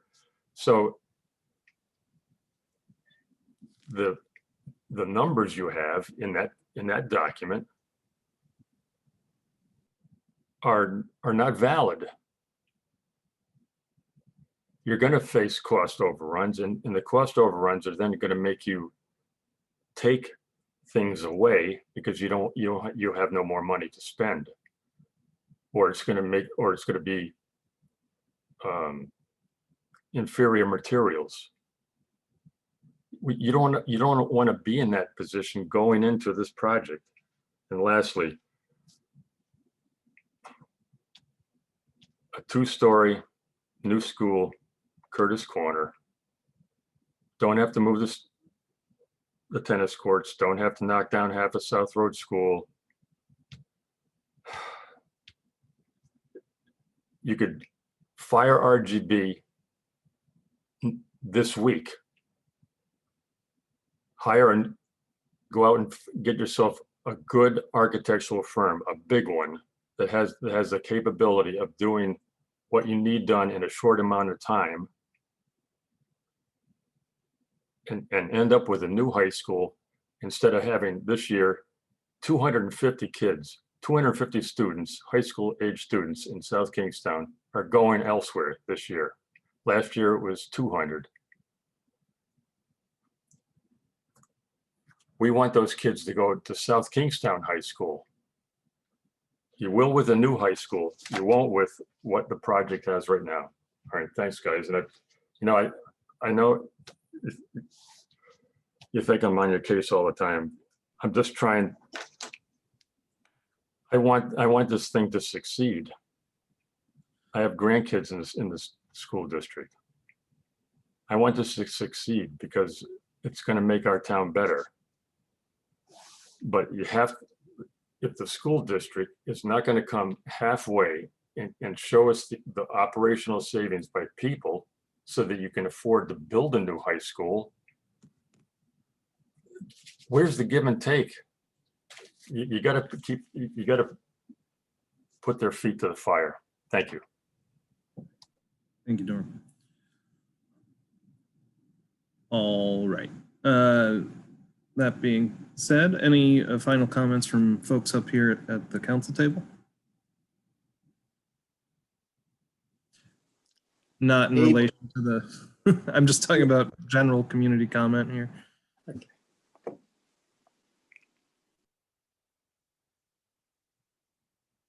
Councilwoman Bergner.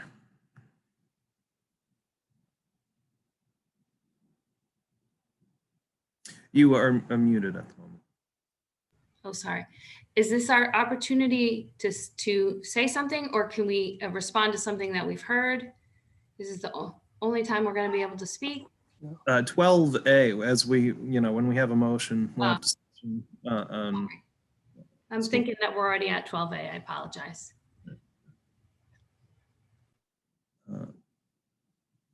All right. I don't see any immediate comments from council members. Let's go to the town managers. All right, I'm going to try to move through this very quickly. If I can, though, Mr. President, I'd like to share my screen. Please do. Really, I'm going to just breeze through the flag report. I do want to have Zach and Terry Murphy join us, if you don't mind, though. I want to talk a little bit about just a budget item that is in the flag report. Very quickly, while Susan is bringing them in, I will note that the round 2 of vaccines has started for first responders at the South Road School vaccination site. One of the things that we're getting a lot of calls on is when will vaccines start for various populations. The state website has a pretty good map on graphic indicating when and where various groups will be able to get a vaccine. Things are quite a bit in flux at this point. We are fielding calls at the senior center. The vaccine for those over 75 is due to begin in February. We should have more information over the next couple of weeks, but it is still very much an evolving issue. I mean, part of what's going on with the vaccine really is just supply. So much depends on having vaccine coming into the state. very quickly on the next couple of slides, I will point out that this statistic always impresses me. Over the last 2 weeks, 1,406 boxed lunches were distributed through the Senior Center's meals program. And improvements are being made to the website for the senior services. And really, we're trying to revamp the web service for the entire town. The senior program is sort of leading the way with some of those early changes. Just a quick note on contracting. The RFP for Marina Park and the boat ramp is on the street now. If anyone is out there, any contractors are out there and they'd like to respond to that RFP, we are taking those responses now. Have we got Terry and Zach in?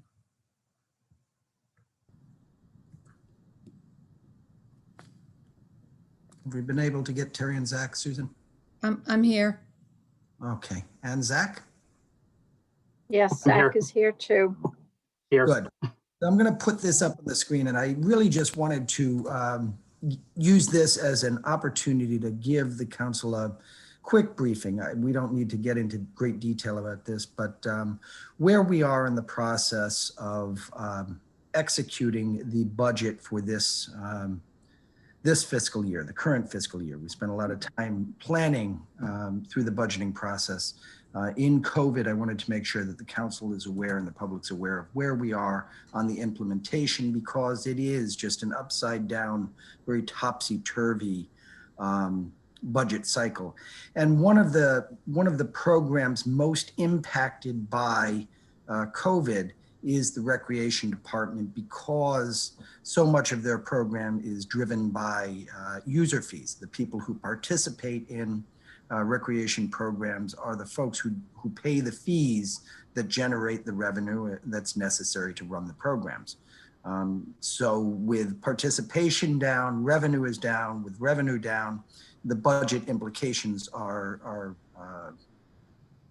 potentially quite extensive. And I just wanted to have Zach and Terry and me walk you through this table and give you a sense of where we are.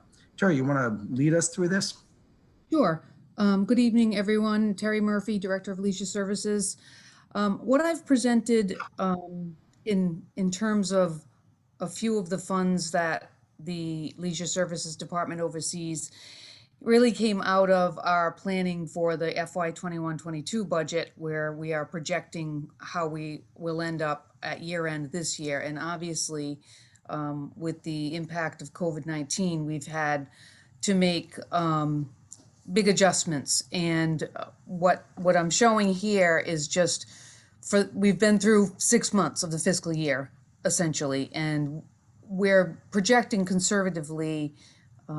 First, with the rec center, you'll see that we are going to be down about 16.5% on the budgeted revenue. But again, we're also down on what we're projecting as an expenditure.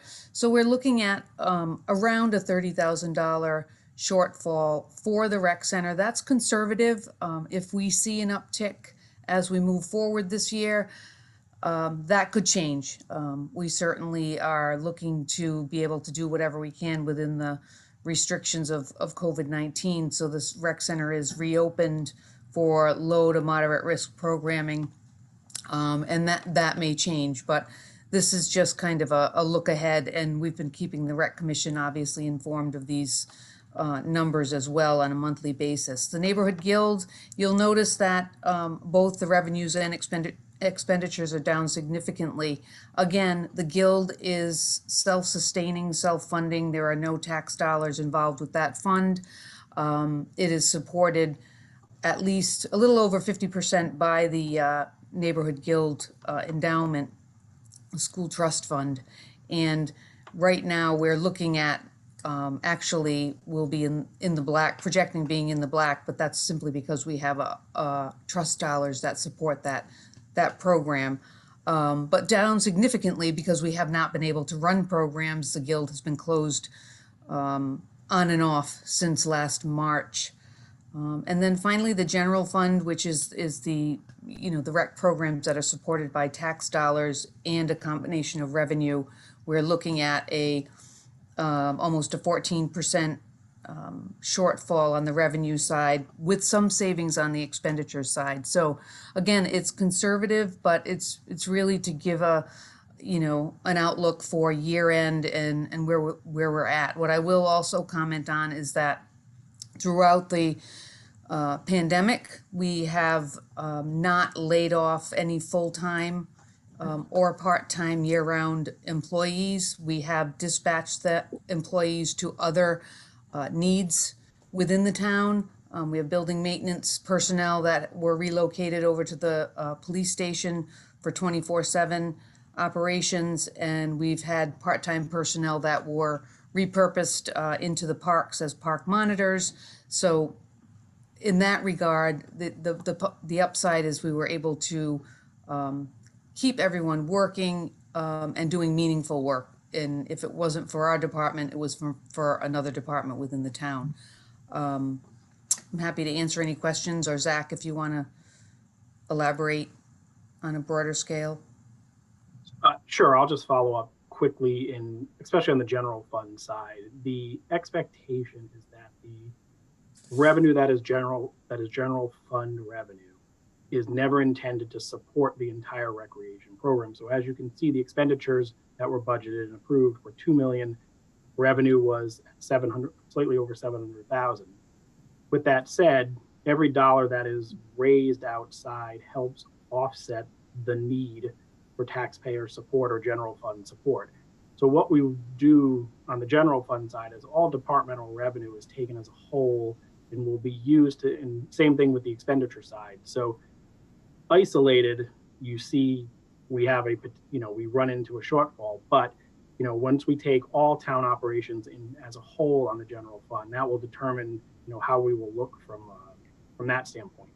Then the other funds that are outside and standalone, especially like the rec center, I'll work with Terry to see if there are any expenditures that need to be reallocated to help reduce that offset, especially if there were services that were provided outside of the use of the rec center and need to be allocated appropriately. I don't want to belabor this, but I do want to point out two things. One is that Zach will be putting together sort of a mid-year report for us in the very near future. And what we just looked at is the most volatile, the most painful, subject to revenue coming in from outside program we've got in the municipal inventory of programs. So that's sort of the worst case scenario, and we're not in terrible shape. So we'll know more when we look at the mid-year report. But our most volatile program is black with regard to one of the three major funds, and is really not off far from the anticipated difference between revenue and expenditures, because expenditures have come down and obviously revenue has come down, but they've come down at about the proportions we needed them to come down. The ratio is about what we needed it to be. So we're getting through this, and we're not looking at this budget so far. It doesn't look like we're looking at nasty surprises, which is one of the things we were all afraid of at the beginning of the fiscal year. We're looking to finish out this fiscal year more or less as we had projected, with our fingers crossed. Crossing the fingers probably isn't the reason we're finishing up there, but it seems to be that we will. So I just wanted to share that, because in the middle of COVID, it's always hard to, well, it's not always hard, but it seems hard to find good news. The good news is the bad news isn't worse than we thought it was. So we're doing all right. Other than that, I will just take the opportunity in the manager's report to remind the public, as I did during the work session, that there are two email systems for members of the public to use to contact members of the town council. Each town council member has an individual email address. That email address convention is the first letter of the first name of the council member, their last name, at southkingstownri.com. And then there is also the town council at southkingstownri.com email address. That second way of reaching council members is a group email box. And if you email council members through the group email box in order to avoid an open meetings violation, you will not receive an email response. That item will be put on the agenda and will be discussed at the next town council meeting, assuming that it's in, and Susan, you're gonna have to give me the time and day. It's Wednesday at noon? Is that right? Wednesday by end of the business day. Wednesday by the end of the business day, it'll show up on the next Monday night agenda. If it misses Wednesday by 4 o'clock or 4:30, then it gets pushed off to the next council meeting after that. So if you're looking for an immediate response from a member of council, you really should use their individual email addresses. And if you're looking to be on the agenda, you can either ask that your member put it on the agenda, or you can send it to town council at South Kingstown RI. Thanks for that clarification, Rob. With that, we can go to item 11 on the agenda, which is appointments. Mr. President, if I may, I do see Councilwoman Rose's hand up. Oh, sorry. Jess. Thanks, Abel. Just for clarification, can we respond that we are in receipt of their email? Yeah. Would you advise against that? Without going into detail, just respond that we're in it. It's a little bit dicey just because everyone has the same information, and if anybody comments, you've got their feeling on the subject in the context of what is a rolling quorum. So it's a little bit, it's dicey even to reply to those group emails. When they come into the group, they belong to the group and really should be handled in an open meeting. Right. Thank you for that clarification.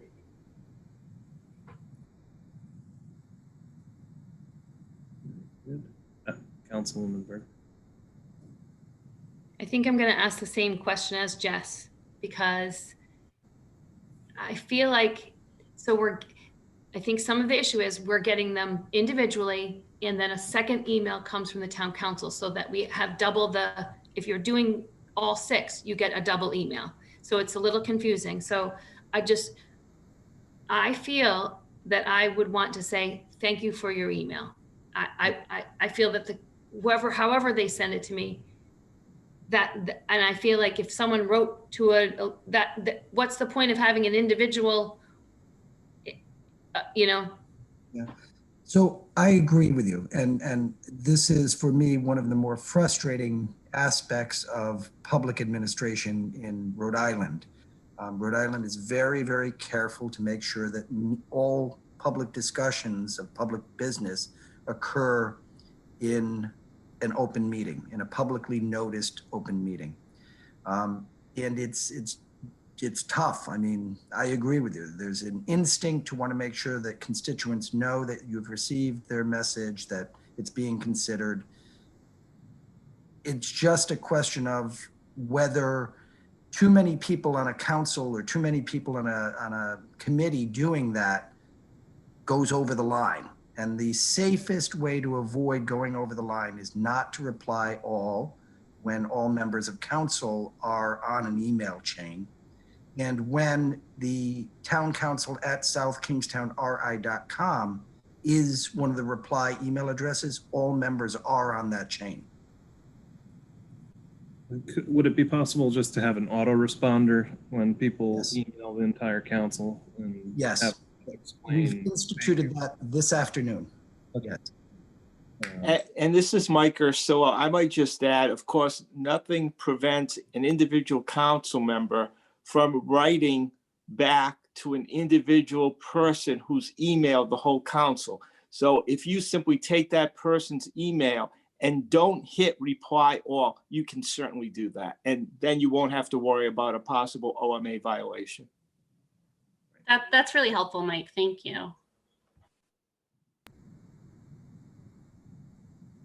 All righty. With that, we can go to item 11. We had a couple folks seeking reappointment this evening.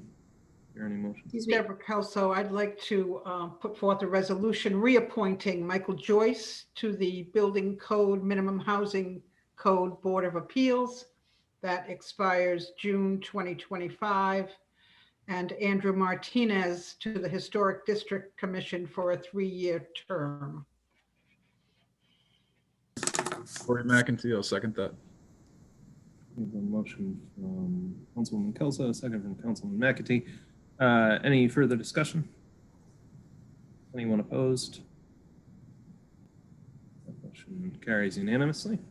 And that brings us to the end of appointments. Item 12, new business. 12A is a resolution concurring with the South Kingstown School Committee's decision to submit a necessity of school construction application for assistance, Stage 1 and Stage 2 application to the Rhode Island Department of Education, as presented by the school committee and its consultant, Robinson Green Beretta Corporation, a joint town council and school committee work session held on January 20th, 2021, and further authorizing the town manager to execute any documents necessary to effectuate the submission of relevant application materials. Can I have discussion first, or a motion, however you guys want to proceed?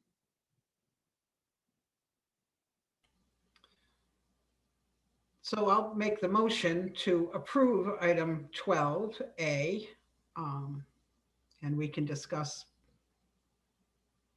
All right, we have a motion. Good. Here a second.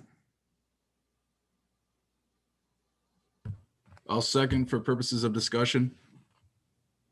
All right, so we have a motion in favor, discussion.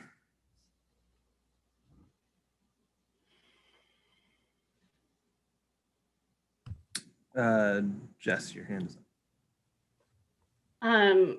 So I would just like to say this is not an easy decision for any of us.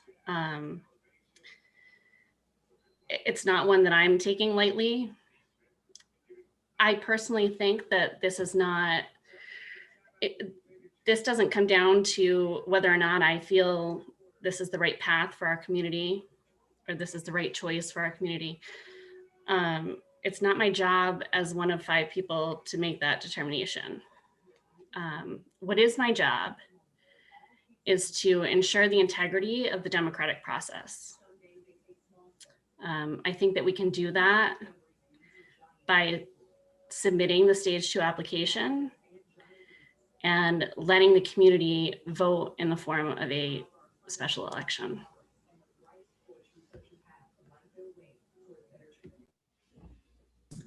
All right, thank you.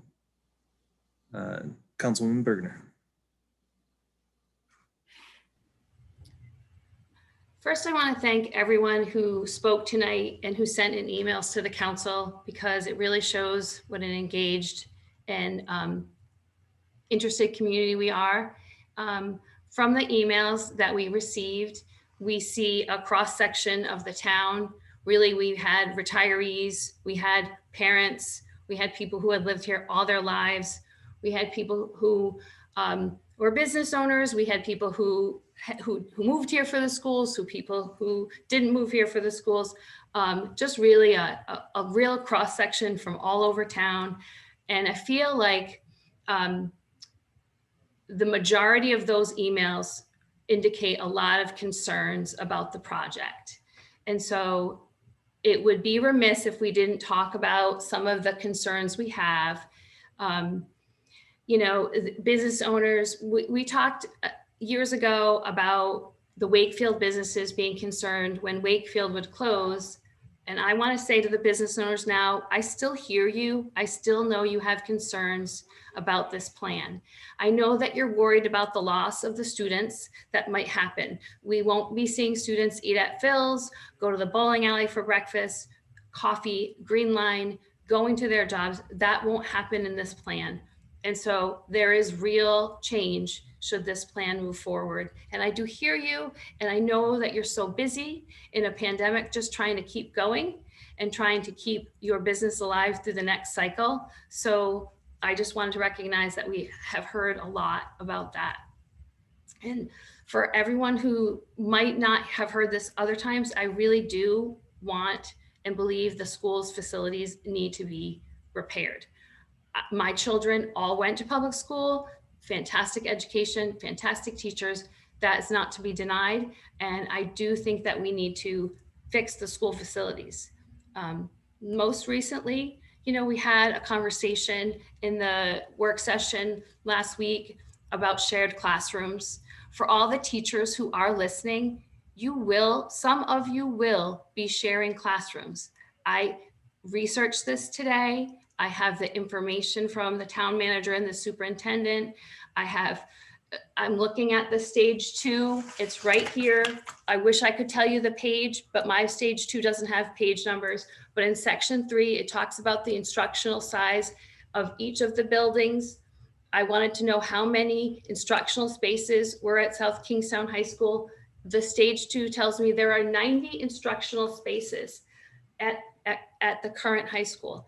At Curtis Corner, it reports 49 instructional spaces for a building capacity of 729 students. I didn't go by hearsay. I really went to a piece of paper. I then wanted to ask how many teachers are at the high school, how many specialists. I have that information. There's 66 and a half teachers at the high school. And there are 25 specialists, whether they're guidance counselors or special ed, there's staff there. So I hear the concern about sharing a classroom. I know that I'm an NEA member myself, and I want to speak to the other NEA members and know that the answer is you will be. How many, we don't know, but the plan may not change to give you classrooms. We're not building bigger building. So it was said on Wednesday that it's not team teaching. You might be teaching. You won't. I specifically asked, will you have a home base for yourself as a teacher? You will be teaching and moving and going somewhere else. It was all said. So I feel like I care so much about your delivering good things for the kids that gives me just another layer of concern about the project. I know that the last time that we had authentic community engagement about the high school project was right before the shutdown, when 100 people showed up and were upset. 100 people. 3 weeks later, we never had another public meeting. We never had authentic dialogue again. And this plan has gone forward. And that seems to me an issue. We were told multiple times we could give feedback, the community could give feedback. For those of you who haven't seen the Google survey, there's a number of negative comments about this plan. That was how residents were told to give their feedback. It's just not been given airtime. The survey then became, how do we market the bond to the community? This plan raises so many questions. When we talk about stage 3, we're not talking about paint colors. We're talking about the classrooms where our teachers spend their time. And we need to make sure that our teachers and students have the right spaces.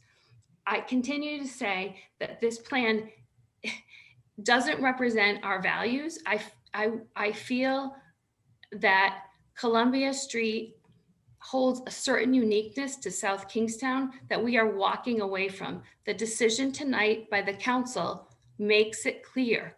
We cannot go back to Columbia Street if anything, any roadblock comes before us, cost overruns, anything. Anything that we do in stage 3, if we put something in, something has to come out. There is no way around that either. So things will begin to get traded off. It's called value engineering, and it's really stinky, I gotta tell you, having been involved in other projects. We're still looking at a project that is our maximum borrow. It is an $85 million bond, yes. But there's a $7.5 million capital improvement plan, yes. There are other expenses that bring it to 94. And the things that many parents are most excited about are those athletic improvements, which we don't even account for in that bunch of money. I feel like we are at the maximum ask of our community in the middle of a pandemic. Last week on Wednesday, a community member came in and said, my Social Security will go up $21 a month. He is slightly above the average Social Security increase. It's $20 a month is the national average. Medicare has gone up $14 a month. We are going to consume somebody's entire COLA for this project. I take it very seriously when it's not even my money, I'm spending other people's money. I really feel compelled to do my due diligence. We talk about operational savings. We didn't really get much feedback on that. We got scant details, promises, verbal assurances, nothing. As of today, there's a comfortable thing that maybe there's $200,000 in operational savings. Where does the other million come from? We all know that we were told last week that it was going to come from staff reductions. And then that was slightly walked back and talked around again. We need to have a good plan that really addresses operational savings before we take someone's entire Social Security increase. I feel strongly that we need to stop and pause and make the right plan. Where we end up, I don't know, but we did not involve our very engaged community as part of this process. It's very hard when people think that this $85 million project is gonna give us something that it's not. It's still half a high school. I spoke to someone today and said, you're gonna be teaching in a classroom with the original windows and potentially the original furniture that was put in there in 1990. So people are confused about what's here and what's not here. Mostly, I think as a council, if we approve this plan, we are saying we are okay with closing Columbia Street. I don't want that to be my legacy. I can't make that decision because I know that the community isn't beyond it. All of those emails today, all of those emails really indicate that we need to do better. SK is an incredible community. If you know my story, you know that the community supported me in a very difficult time. Other people have had other very difficult experiences, and this community has rallied with GoFundMes and all of those things. This community does know how to coalesce around good things. I firmly believe we have traded out so many things to make this project work, and it's still the maximum cost in the wrong time. I keep saying it's the wrong plan at the wrong time for the wrong price. And I can't get my head around reconciling any of those. I tried over the weekend to figure out what would be good about it? What if you had to sell it, be the opposite of the debate team? And I really think, well, I think the athletics could be good, except that's not even part of this project. We have to come up with another $1.5 million to meet the athletic needs that we want in the campus. I can't put my name on a project that closes Columbia Street, knowing that we didn't vet it. We can't tell 30,000 people that this is a good project. And that's what my vote would be. The school committee is responsible for about 2,700 students. And in 5 years, it's going to be 2,200 students. They have every right to advocate and lobby for their students. We, as a town council, have 30,000 residents that we need to advocate and consider. So I know I've spoken a long time, but I might come back, but that's most of what I wanted to say.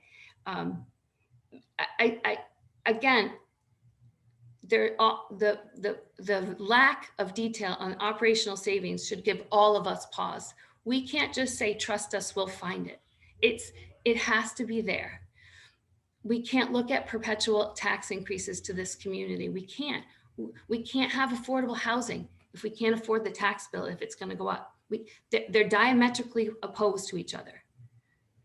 I think that we really need to pause. We really need to come up with a plan that works for the community, every person. Will there be still some people who don't like it? Probably, but at least we'll have done our due diligence because we know that the due diligence for community engagement has not happened. And if you think that you want to close Columbia Street, that's what your vote means today. It doesn't mean let the voters decide. We've already decided. They're counting on us to vet the project. Thank you. Councilman McAfee. I'd like to start by thanking everyone for their participation tonight. Obviously a big issue for SK, so seeing everyone in public comments very important, and so we appreciate that. Obviously there's a lot of concerns with this project, and those are well warranted.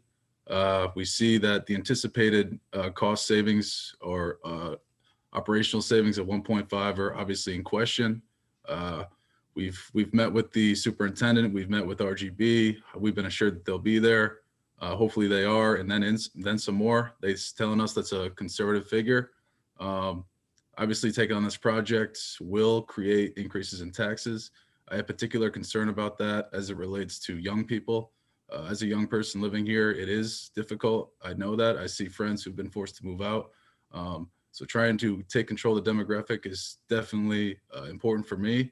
Hopefully if a project does move forward, it can attract new families and new youth that can come here. That's yet to be seen.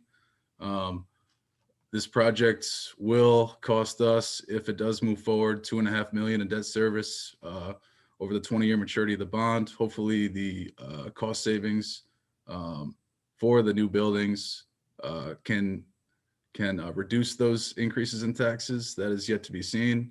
But despite those concerns, we all know that we need improvements to our schools. I graduated from SK High in 2011. The schools were not in great condition then, and they really haven't changed at all since. So as the youngest member of the council and a graduate through the SK schools, I can speak firsthand to that. Improvements are needed.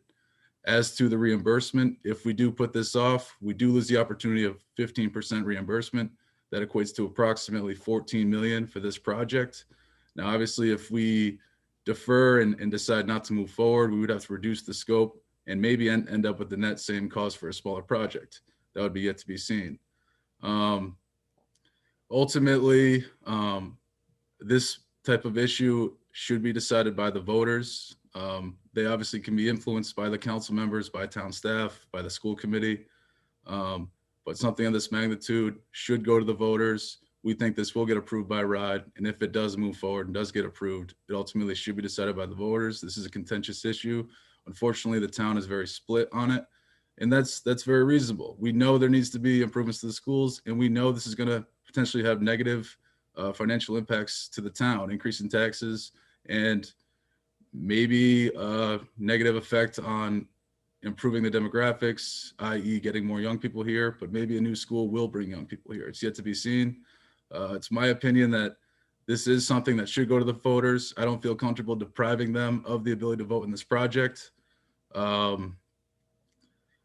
Obviously, as I already iterated, improvements to the schools is a necessity, and education is at the heart of the community.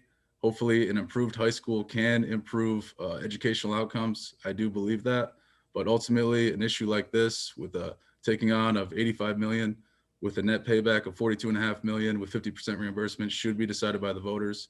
I will be voting in favor to submit stage 2 application. Thank you. Thank you. Councilwoman Kelso.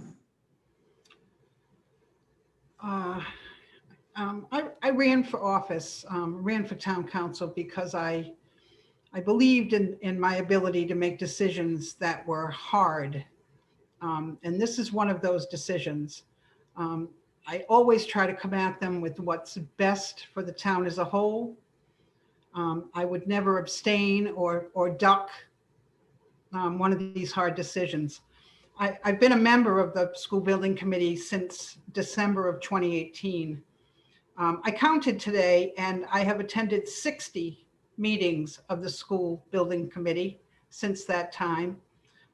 Actually, that's not true. There were 60 meetings of the school building committee since that time, and I missed one. Every one of those meetings had a line that said comment from community, concerned citizens. We're able to, in the beginning, come to where we were meeting and voice their opinions. We moved the meetings from the daytime to the evening to try to accommodate the residents so we could get more participation. And we've always encouraged residents to send their thoughts via email, and most recently the SKSD Build website to facilitate getting the opinions of the community. So I've listened to all the passionate arguments for and against and read them all over the course of the last 2 years. And I too am pretty impressed and happy to be part of a community that really cares. It's heartening. I am a proponent of sending the Stage 2 application to RIDE. The plan was developed to reflect the ideology of the school committee. The majority of the school committee is in favor of the plan. This plan is complete. It's time to send it to RIDE for them to accept or reject the proposal. As much as I'm a proponent of the Stage 2 facilities plan, I am probably a bigger proponent of the democratic process. And I agree with my colleagues here that it's time for the community to have their say. It's time for this plan to be voted up or down by the members, by the voters of this town. Whatever the outcome of that vote, yay or nay, right? Yay or nay, democracy will prevail. We, as the elected officials, will embrace that decision and move forward from there. But we need to put the plan to a vote. I am a proponent of the Stage 2 submission. I have a thorough understanding of what this plan encompasses and what it does not. I will be voting to send the Stage 2 to RIDE. Thank you. Councilwoman Rose, your hand has been raised for a long time. Okay. Is there other? Sorry, I didn't realize I had to lower it. Oh, it's all right. Any other commentary from council members before we take the vote? Councilwoman Bergner.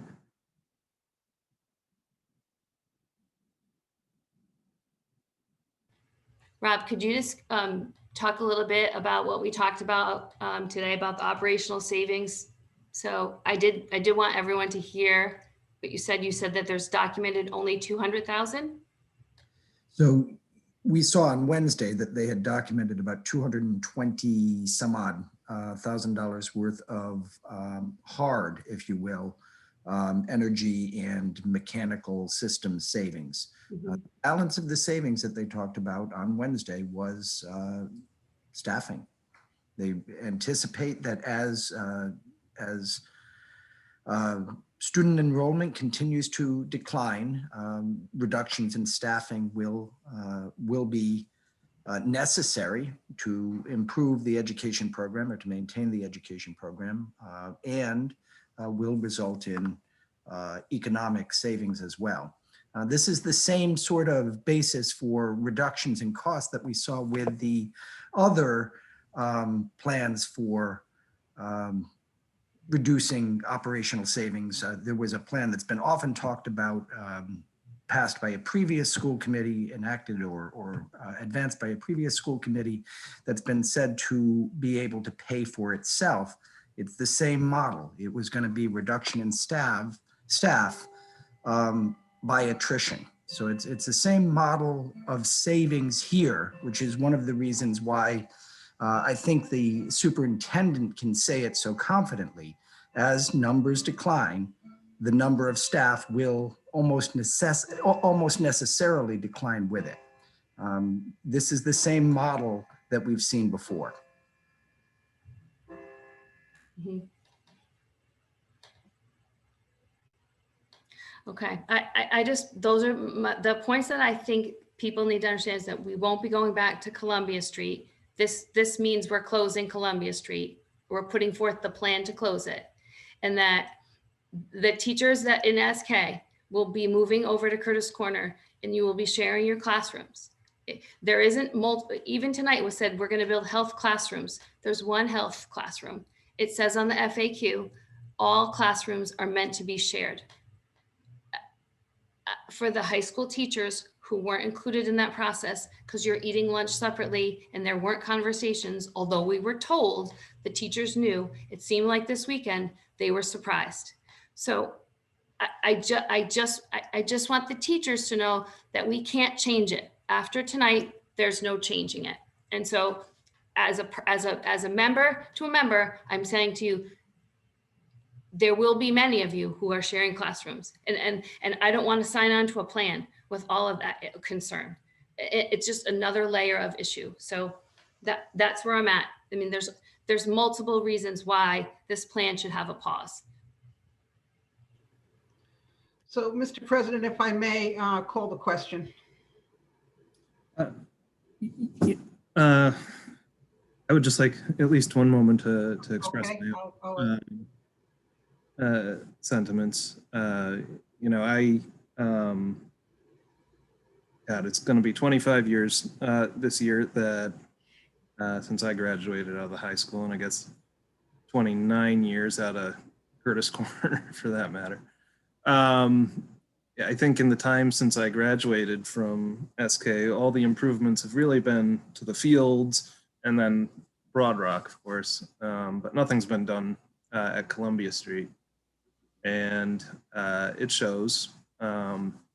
Even when I was going through high school, you know, I would travel around the state, you know, playing the tennis team, traveling, doing baseball. So I got to see quite a few of the other high schools around the state.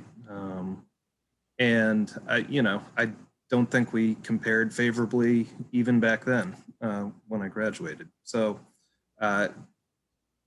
Columbia Street is a solid building. I can see why there would be reasons for trying to stick it out there, renovate it.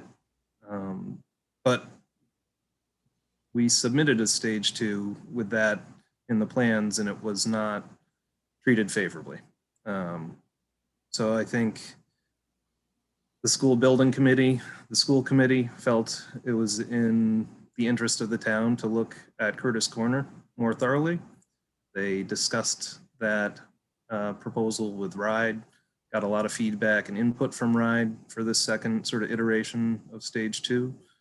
And they seemingly gotten a much more favorable response. So I have to, you know, defer to experts on the school building committee, school committee, and at RIDE who have spent a lot more time thinking about this project than I have. You know, I think, honestly, both, there has to be a way with $85 million to make both locations work. That's what I believe in my heart. But this is the outcome that the school building committee process has resulted in. And we have very solid evidence that it's going to result in savings, which are great. You know, I think one of the problems throughout this process has been that we started it off just thinking about closing a school or two to save the town money before we knew that the state was going to make available millions and millions of dollars for communities to upgrade their school facilities. And unfortunately, I think all our discussions since that time have been tainted by that original discussion.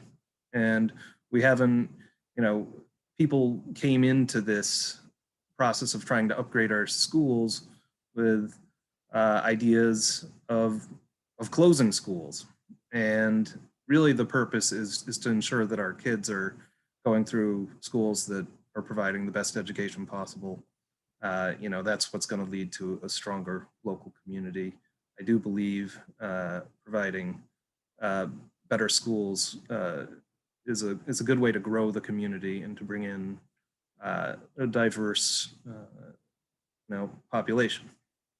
When people start to talk about why we see failings in our school system, I don't think it's all attributable to the state of our facilities, certainly, but there's lots of stuff that goes into it. And, you know, you can't really compare us to Barrington reasonably. You have to look at the demographics of the community. Those tell a lot more with the outcomes of education than, you know, the number of teachers in the schools or the number of staff people there. You have to look at extra costs that we incur. So you know, so many of these issues are so confusing and it's so complex talking about education when we're really just trying to boil it down in a conversation about improving our schools. And to me, I'm not going to stand in the way at this point because I think there's a few problems with this particular proposal. I'm not going to let the perfect be the enemy of the good, so to speak. So I think I'm happy to send this off to RIDE, see what folks in the community say when it goes to referendum, assuming RIDE approves it. If RIDE doesn't approve it, we can go back to the drawing board. We can see, you know, what happens next. We stay at Columbia Street, but we need to be cognizant of the fact that if it comes to that, we've lost a lot of money that was on the table that could have done a lot of good in our town. And that would be unfortunate, in my opinion. All right. With that, the question has been called. I will say that if we can take the roll for this one, that would be good.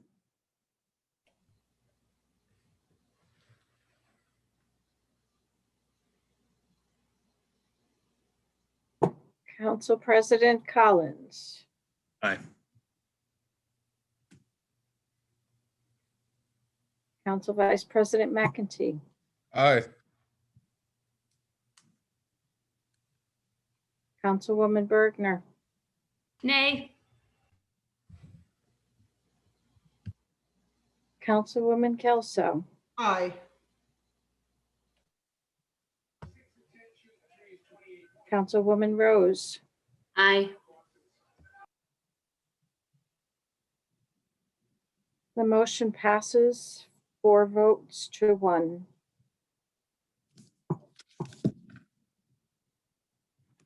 Right. Thank you. I'm sorry, my other computer has been unattended so long that I've lost my agenda here for the moment.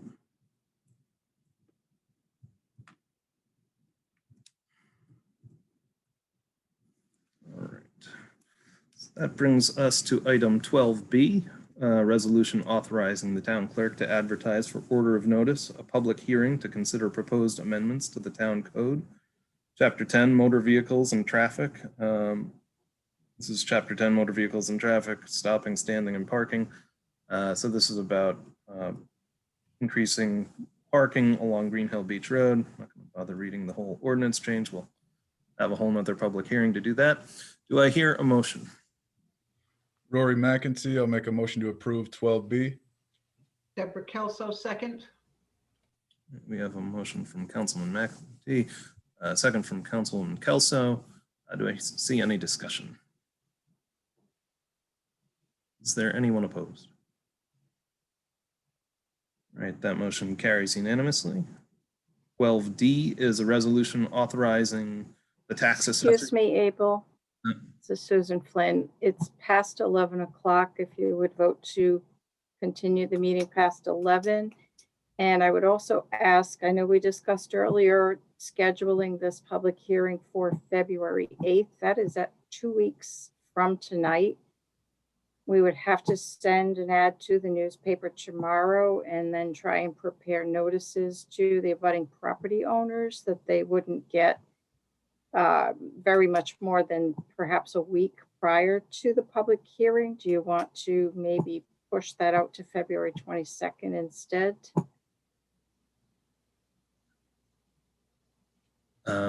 Sure. Okay. All right, so I need a motion to continue. you. Past 11. Thanks, Susan. Deborah Kelso, motion to continue the meeting past 11. Jess Rose, second. We have a motion from Councilwoman Kelso, a second from Councilwoman Rose. Any discussion? Is there anyone opposed? That motion carries. Item 12D is a resolution authorizing the tax assessor to abate taxes in the total amount of $24,701.38 as shown on tax abatement request number 580. It's Deborah Kelso, motion to approve item 12D. Rory McEntee, second. We have a motion and a second. Is there any discussion? Is there anyone opposed? That motion carries unanimously. 12E is a resolution authorizing an award of bid to MTE Turf Equipment Solutions of New Milford, Connecticut for the purchase of one 2021 Jacobson HR 600 wide area mower in accordance with all bid specifications in an amount not to exceed $49,017, including a trade allowance of $13,000, further described in a memo from the park superintendent to the town manager. January 7th. This is Deborah Kelso, motion to approve item 12E. Rory McEntee, second. Motion in a second. Is there any discussion? Is there anyone opposed? All right, that motion carries unanimously. And that brings us to 12F, a resolution authorizing an award of contract to Newport Appraisal Group of Newport, Rhode Island, for real estate appraisal services in accordance with all bidding specifications in the amount of $10,500, further described in a memo from the Leisure Services Director to the Town Manager dated January 19th and entitled Recommendation for Bid Award, Town Farm Park Appraisal Services. Rory McEntee, I'll make a motion to approve 12F. Deborah Kelso, second. Motion and second. Discussion. Councilwoman Bergner. Yeah, could you just explain to the community what this appraisal is for? I don't know if they are aware.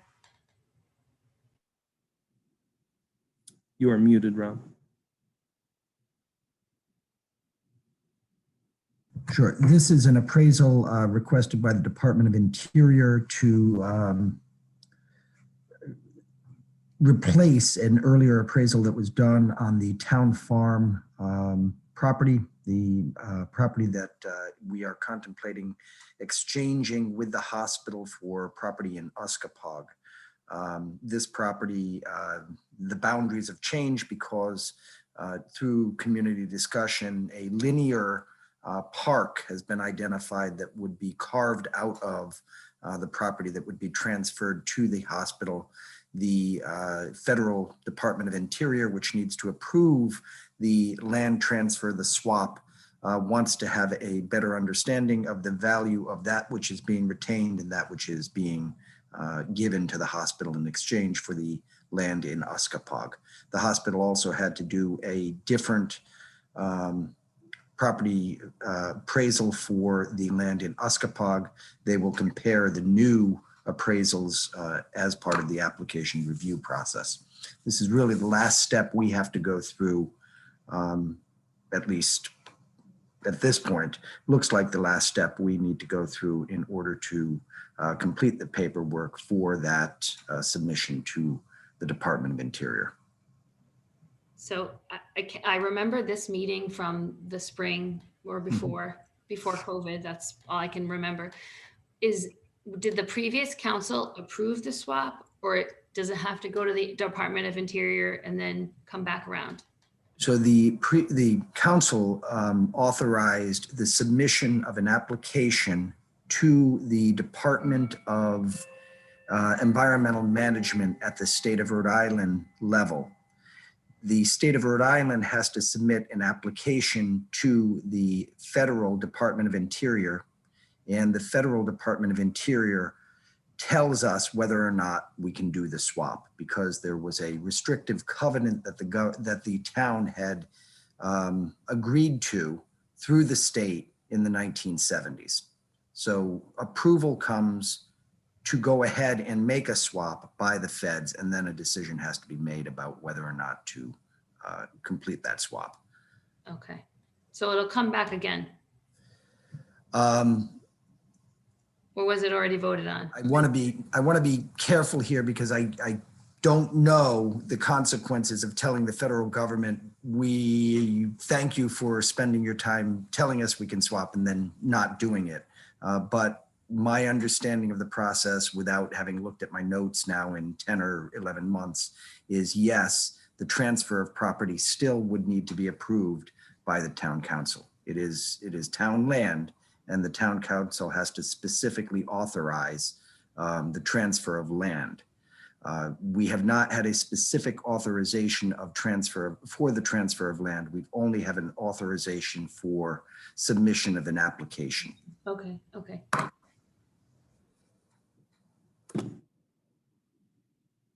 All right, we have a motion and a second. Any further discussion? Is there anyone opposed? All right, that motion carries unanimously. And that brings us to 12G, a resolution authorizing an award of bid to Gervais Ford Fleet for 2021 Ford F-350 with liftgate in an amount not to exceed $32,417, including trade-in, further described in a memo from the Public Services Director to the Town Manager dated January 14th, 2021. This is Deborah Kelso, motion to approve item 12G. Rory McEntee, second. Motion second. Any discussion? Is there anyone opposed? All right, that motion carries unanimously. 12H is a resolution authorizing an additional 1-year extension of an initial 5-year lease between the town of South Kingstown and Bruce Thunberg, doing business as Twin Peaks Land and Cattle Company of Matunic Schoolhouse Road, to farm an approximately 22-acre parcel of property from December 2020 through December 31st, 2021 at the annual fee of $2,500. Said property being a portion of AP 92-2, Lot 39, further identified in Town of South Kingstown GIS map plat 14-76, dated 12/14, and further described in a memo from the Director of Planning to the Town Manager dated November 19th. Rory McEntee, I'll make a motion to approve 12H. Deborah Kelso, I'll second. Motion, we have a second. Is there discussion? Is there anyone opposed?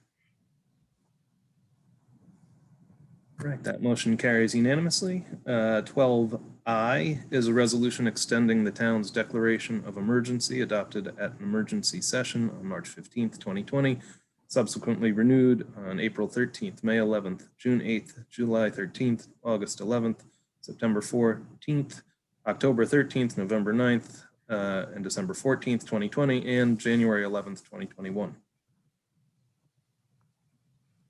And shown on Exhibit 2. Deborah Kelso, motion to approve item 12I. Second. Motion and a second. Is there further discussion? Councilwoman Bergner? It's not really specifically about this, but just more in general about COVID restrictions and meeting in person and meeting in town hall. I think I'm just trying to understand when what parameters need to be met before we would actually meet in person.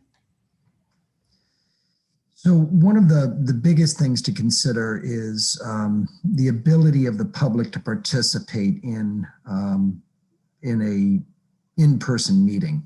At this point, if we were to go back into council chambers, we'd want to do both in-person and a Zoom meeting. So that's really, the way to design it. And then we'd have to make sure that we had the capacity for the public to be in the room as well. Of course, we'd want to be socially distanced and everyone would have to mask up. The dais is actually not big enough in council chambers for council members to be 6 feet apart. So we'd have to configure the room probably on the floor with tables for council members to to have the meeting there. But other than that, I mean, it's really just the logistics of it's the technical challenge of having hybrid meetings is what they're calling them. Having the distance between council members and having those are really it. I mean, it's the technical and having the capacity, I'm sorry, in the room for the public. We would have to restrict access to the public so that if 50 people showed up, we'd have a difficult time maintaining 6 feet distance between that larger crowd in the council chambers. So it's really capacity for the public in the room, technology to make sure that if they can't be in the room, they can be at home watching the meeting, and just sort of the clunkiness of being in a room meeting at tables and having the cords and that kind of thing. Those are really the issues. I will point out one other, which is a persistent problem for us in town hall, and that is social distancing hits a bottleneck in our building. The town hall building at the vestibule is just a COVID trap. There's just no way to really get people through the front entrance without people just bumping into each other. It's a really tight entrance. That vestibule at the main entrance is just a place where people coming in, there's no room. It's only about 5 or 6 feet wide, and there's just no depth to it. So it becomes a bottleneck itself. So just moving people in and out of the building, if you were to have a large meeting, and not even that large, if you had 25 people coming in at the same time, you'd want to figure out how to make sure that they were coming in with enough distance. But we are heading toward hybrid meetings at some point. I mean, that is sort of the way this looks like it'll resolve. It seems quite likely that the state legislature is going to be looking at OMA changes and quite possibly even requiring hybrid meetings going into the future. This has been a format that the public has taken to. People like the Zoom and online video conferencing tools. And there's some expectation among town administrators and folks who watch this stuff that we may find ourselves in a hybrid environment after COVID because it's a better way to have public meetings. I assume those TVs that we have hanging in the council chambers would be able to display like people calling in via Zoom. Yeah, we did an experiment very early, not very early, but back in March or May, April or May, and we think we can make it work. I mean, we think the technology's there. The real tricky part is whether you ever go back to the cable access streaming or you just stick with the Zoom streaming as the means of broadcast. And it seems to me that it's probably easier and better to just broadcast this image, even if you're doing it to cable access. There's some issues with cable access not taking high definition signals. So I don't know the technical problems, but we do have some work to do. All right, so I think we have a motion, we have a second. Any further discussion on this item? All right, anyone opposed? All right, that motion carries unanimously. That brings us to item J, a resolution adopting Executive Order 2020-9 relative to gathering limitations and travel restrictions shown on Exhibit 3 attached to the agenda. Deborah Kelso, motion to approve item 12J. Rory McEntee, second. Motion, we have a second. Discussion on this one? All right, seeing none. Is there anyone opposed? All right, that motion carries unanimously. And that brings us to the end of tonight's agenda. Thank you all for partaking in that. I know it was a long one, but it's important to take time. Do I hear a motion to adjourn? Motion to adjourn. Second. A motion, we have a second. Is there discussion? Is there anyone opposed? All right, that motion carries unanimously. And this meeting is over. Have a good night, everybody. Night, folks. Good night. Thank you. Night, everyone.